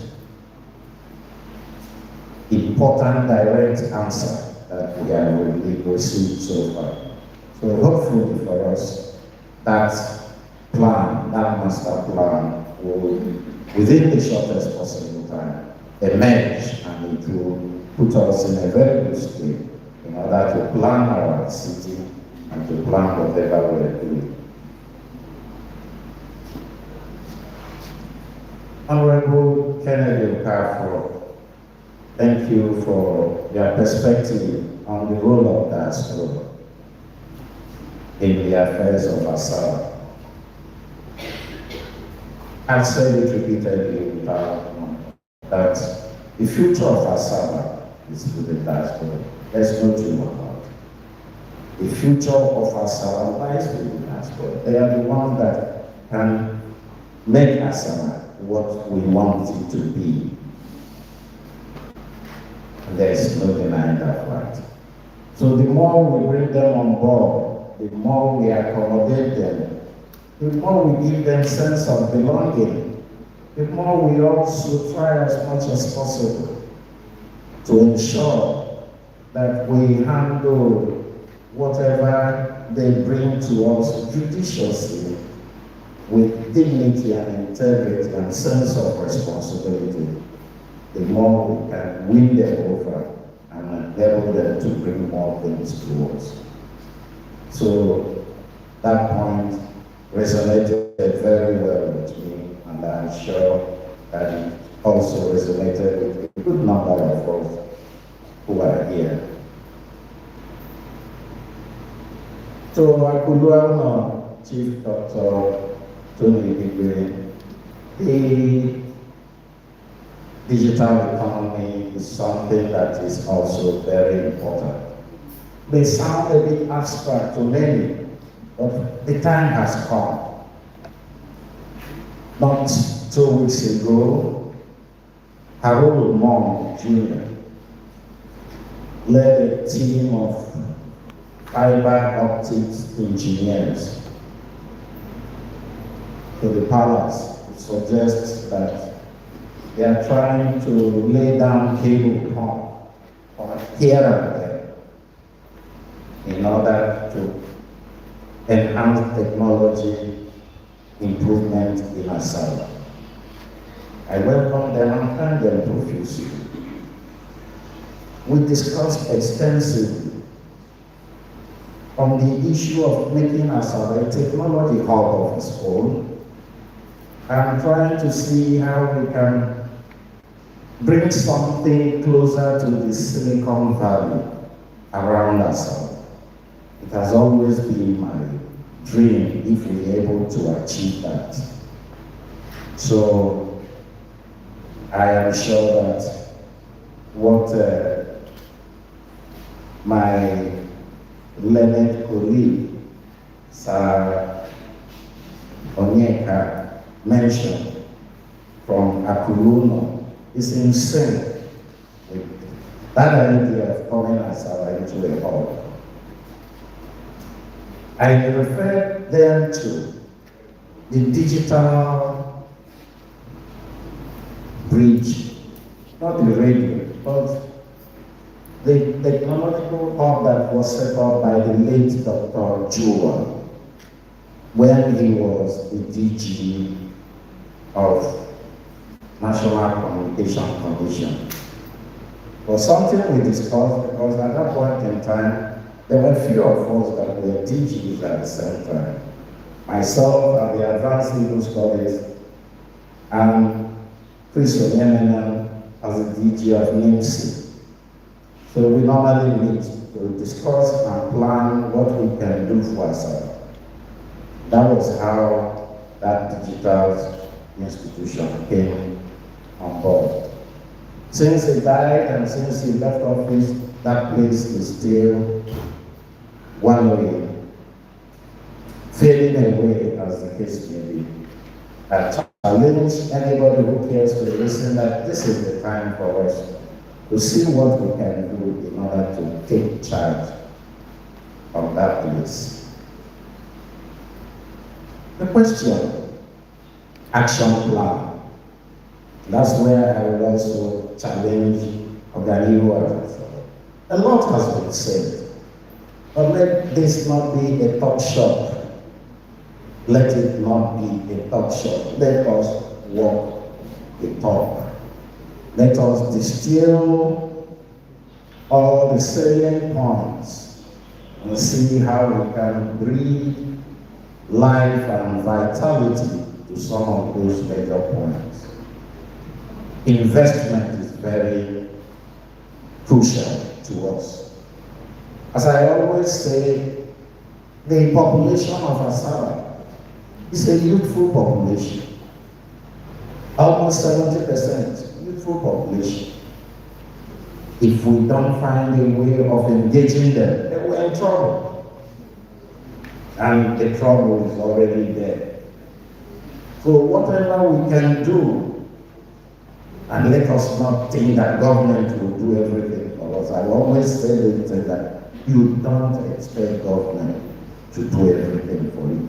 There are certain things we must do for ourselves.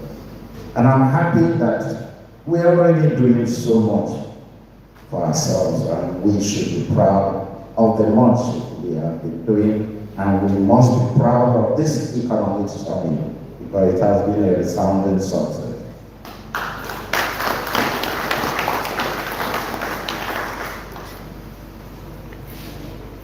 I've already started looking ahead, and I've discussed it with Ogwa Boniface, she's early 2026. I've already put together the concept paper where I want to engage with corporate Nigeria in Lagos, Asaba, Ahaba, and even with corporate Nigeria. And it is for purpose of investment. We must speak to who is who. It has never happened anyway. But these are the kind of things that I like doing. Things that have never happened. I will dare and it will succeed. And we're going to do it. These are people that we believe can come in line with the action plan that we have enumerated. And we will now ask them to key into the action plans. Let us see what each of those people can do for us. To cost some money, but we're not worried about that. We can foot the bill. Get to a very convenient place and then host them to a dinner. And then get them to start thinking of Asaba. It is going to work, and it will now serve the purpose that we have pursued. So generally, we're not relenting. This is the first summit under the banner of Asaba Day. And I know that it will continue to grow from strength to strength, to be a very huge success on its own. And I'm sure that all of us, we have all benefited immeasurably from it. So I want to thank the organizers, the participants, all the people that found time to be here this morning. I want to urge you that this is just the beginning. The carnival will start in the next 1 or 2 hours. Let us not be too tired to join. And of course, tomorrow is another day. Let us do certain things, because as far as I'm concerned, we're not doing all this for nothing. We are trying to brand and rebrand Asaba. We are trying to take Asaba to the international community. We are trying to make people understand that Asaba is no longer the sleepy, rustic town by the banks of the Niger. That, as I always say, Asaba presently is the fastest growing state capital in Africa south of the Sahara, and it is an Asaba that I'm proud to preside over as the Asaba of Asaba. Biko kani shora kelena ne biko makaipo kuwana mashinde. Ndaro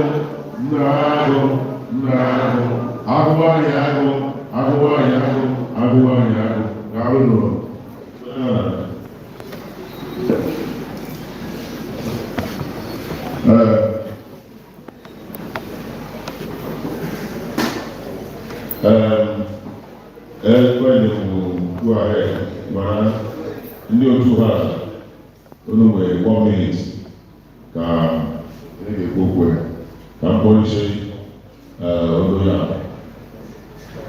onye na-alụsọ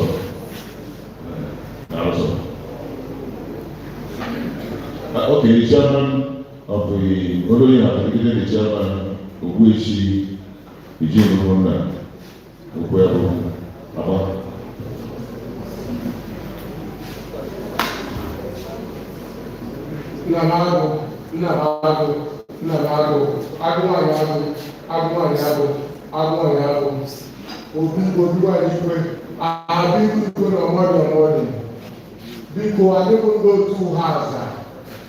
Now, it's the opportunity to now launch our last calendar. But after 2026, it will 2 hours of Ogwa. So people, another or only 1 year calendar. If you do no matter you not with TLI people, you will know what down.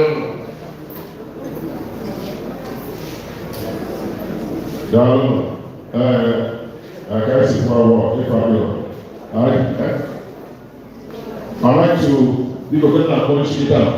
Can you get another? I'm not sure what I'm Messiah, Bishi, I'm Sidan, but I'm way I get lazy. Going to where I will do it. I'm not polishing 1 name walking. Ekenem is saying, what the Ekenem, not the report of times by the secretary of the committee, hard-working, indefatigable, Usuma, because one brother,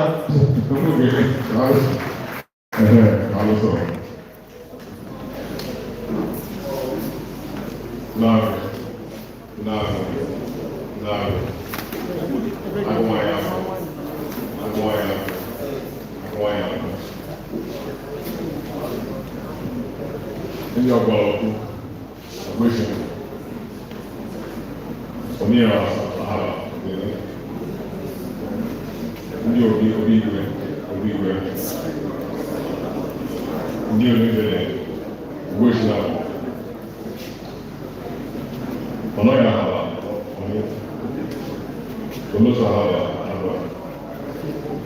ndị ọgbẹ́sẹ̀ people Ahaba all protocol observed. First of all, let me just say thank you to Asaba for your leadership. Ogweshi and Ahaba, thank you for your leadership.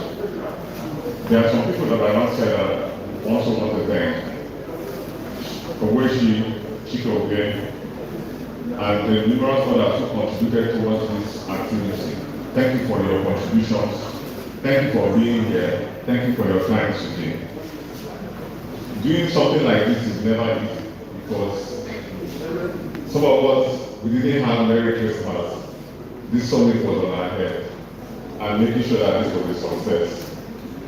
But to everyone, we should have a Merry Christmas. I would just want to end on 2 statements. I think that I draw from just want to make 2 statements. Asaba is not just a city that we pass through. Asaba is a city you invest in. Asaba is a city you build in. And Asaba is a city that you grow with.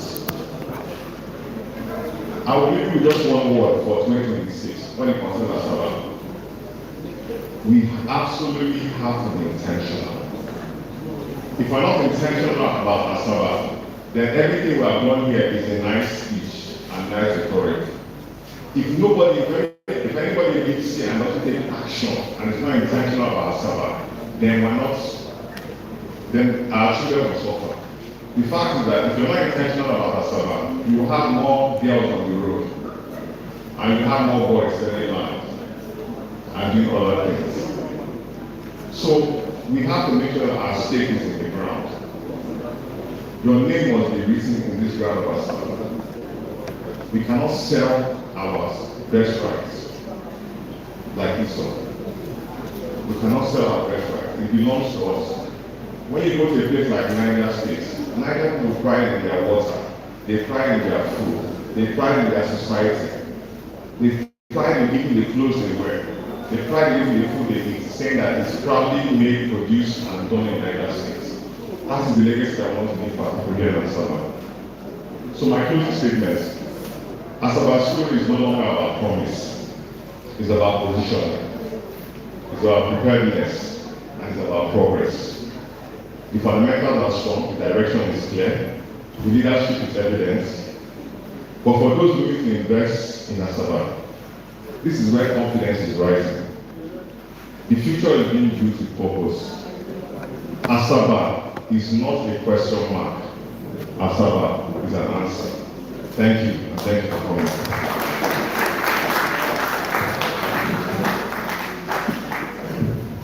Because Michael said, yes, Elijah told him, Asaba is not a question mark. Asaba is truly an answer. What you are back on call the war. Okay, one night, God in my guy to the president, one naked and back. That your Royal Majesty's brain bubbles like champagne. And I say, yes. Not only champagne, but crystal champagne, not ordinary champagne. Because all these ideas are flowing. You can't be close to him and not learn something. Something must be fundamentally wrong. You don't learn something. Yes, at this point in time. Closing prayers, we want to thank Almighty God.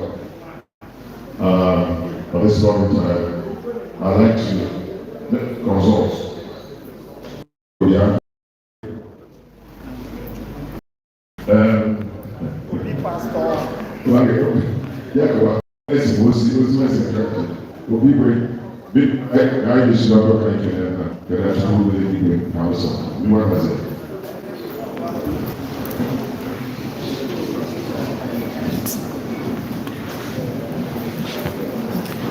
In Jesus' name. Our precious Father, we thank you, Lord, for this summit. We thank you for every voice that have mentioned for the growth and the development of Asaba. We ask, Lord, that you will reach out the hearts of the youths of Asaba. Touch them, Lord, to be useful to the society. Lord, even as the summit has started, let this not be the last of the summit. Let it just be the beginning. All of us that are in here, we give you glory for the grace, the strength you have given unto us. We thank you, Lord, for the strength also you have given to our amiable King, the Asaba. We thank you, Jehovah. If not for you, that is on his side where we have been. If not for you, that has cleared the way for every one of us that has graced this occasion from far wide, where we were in also. You brought us here safely, and you take us home back safely. Lord, we give you the glory. We cover this hall with your blood. Our going back, we cover it with your blood. The vehicle that will carry us, we cover with your blood. The roads, we cover with your blood. No evil shall manifest against anyone. As we go, we get home back in safety. Our homes we have left while we are coming. I believe the Spirit of God is there. No evil shall manifest in our homes. We shall all get home and be joyous for being a participant of this summit. We give you all the glory. thank you for everything you have done. Receive honor, receive all majesty, receive all dominion. For in Jesus' name I pray. Amen. Everybody say amen.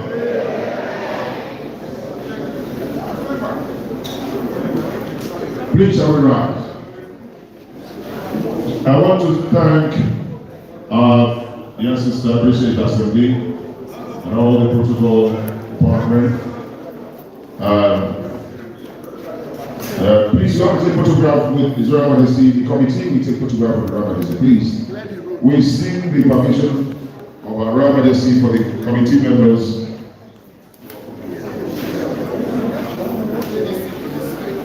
And please, committee members, please, let's have photograph. And of course, the speakers will take photograph with our Royal Majesty. Please, let's gather on our Royal Majesty. Yes. Please, let's come and line up the speakers.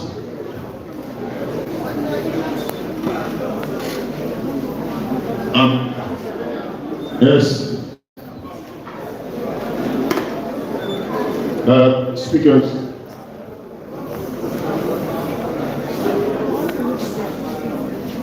Bridget, please, Madam Bridget.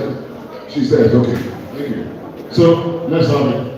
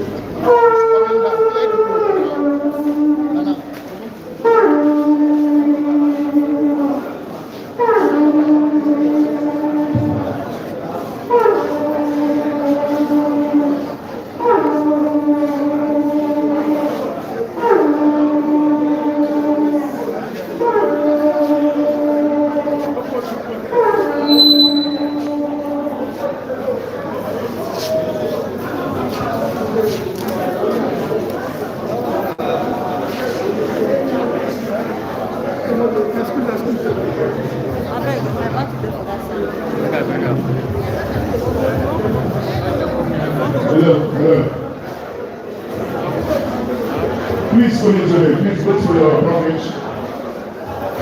Elizabeth, wait for your package. Elizabeth, we have the package for Elizabeth and everybody.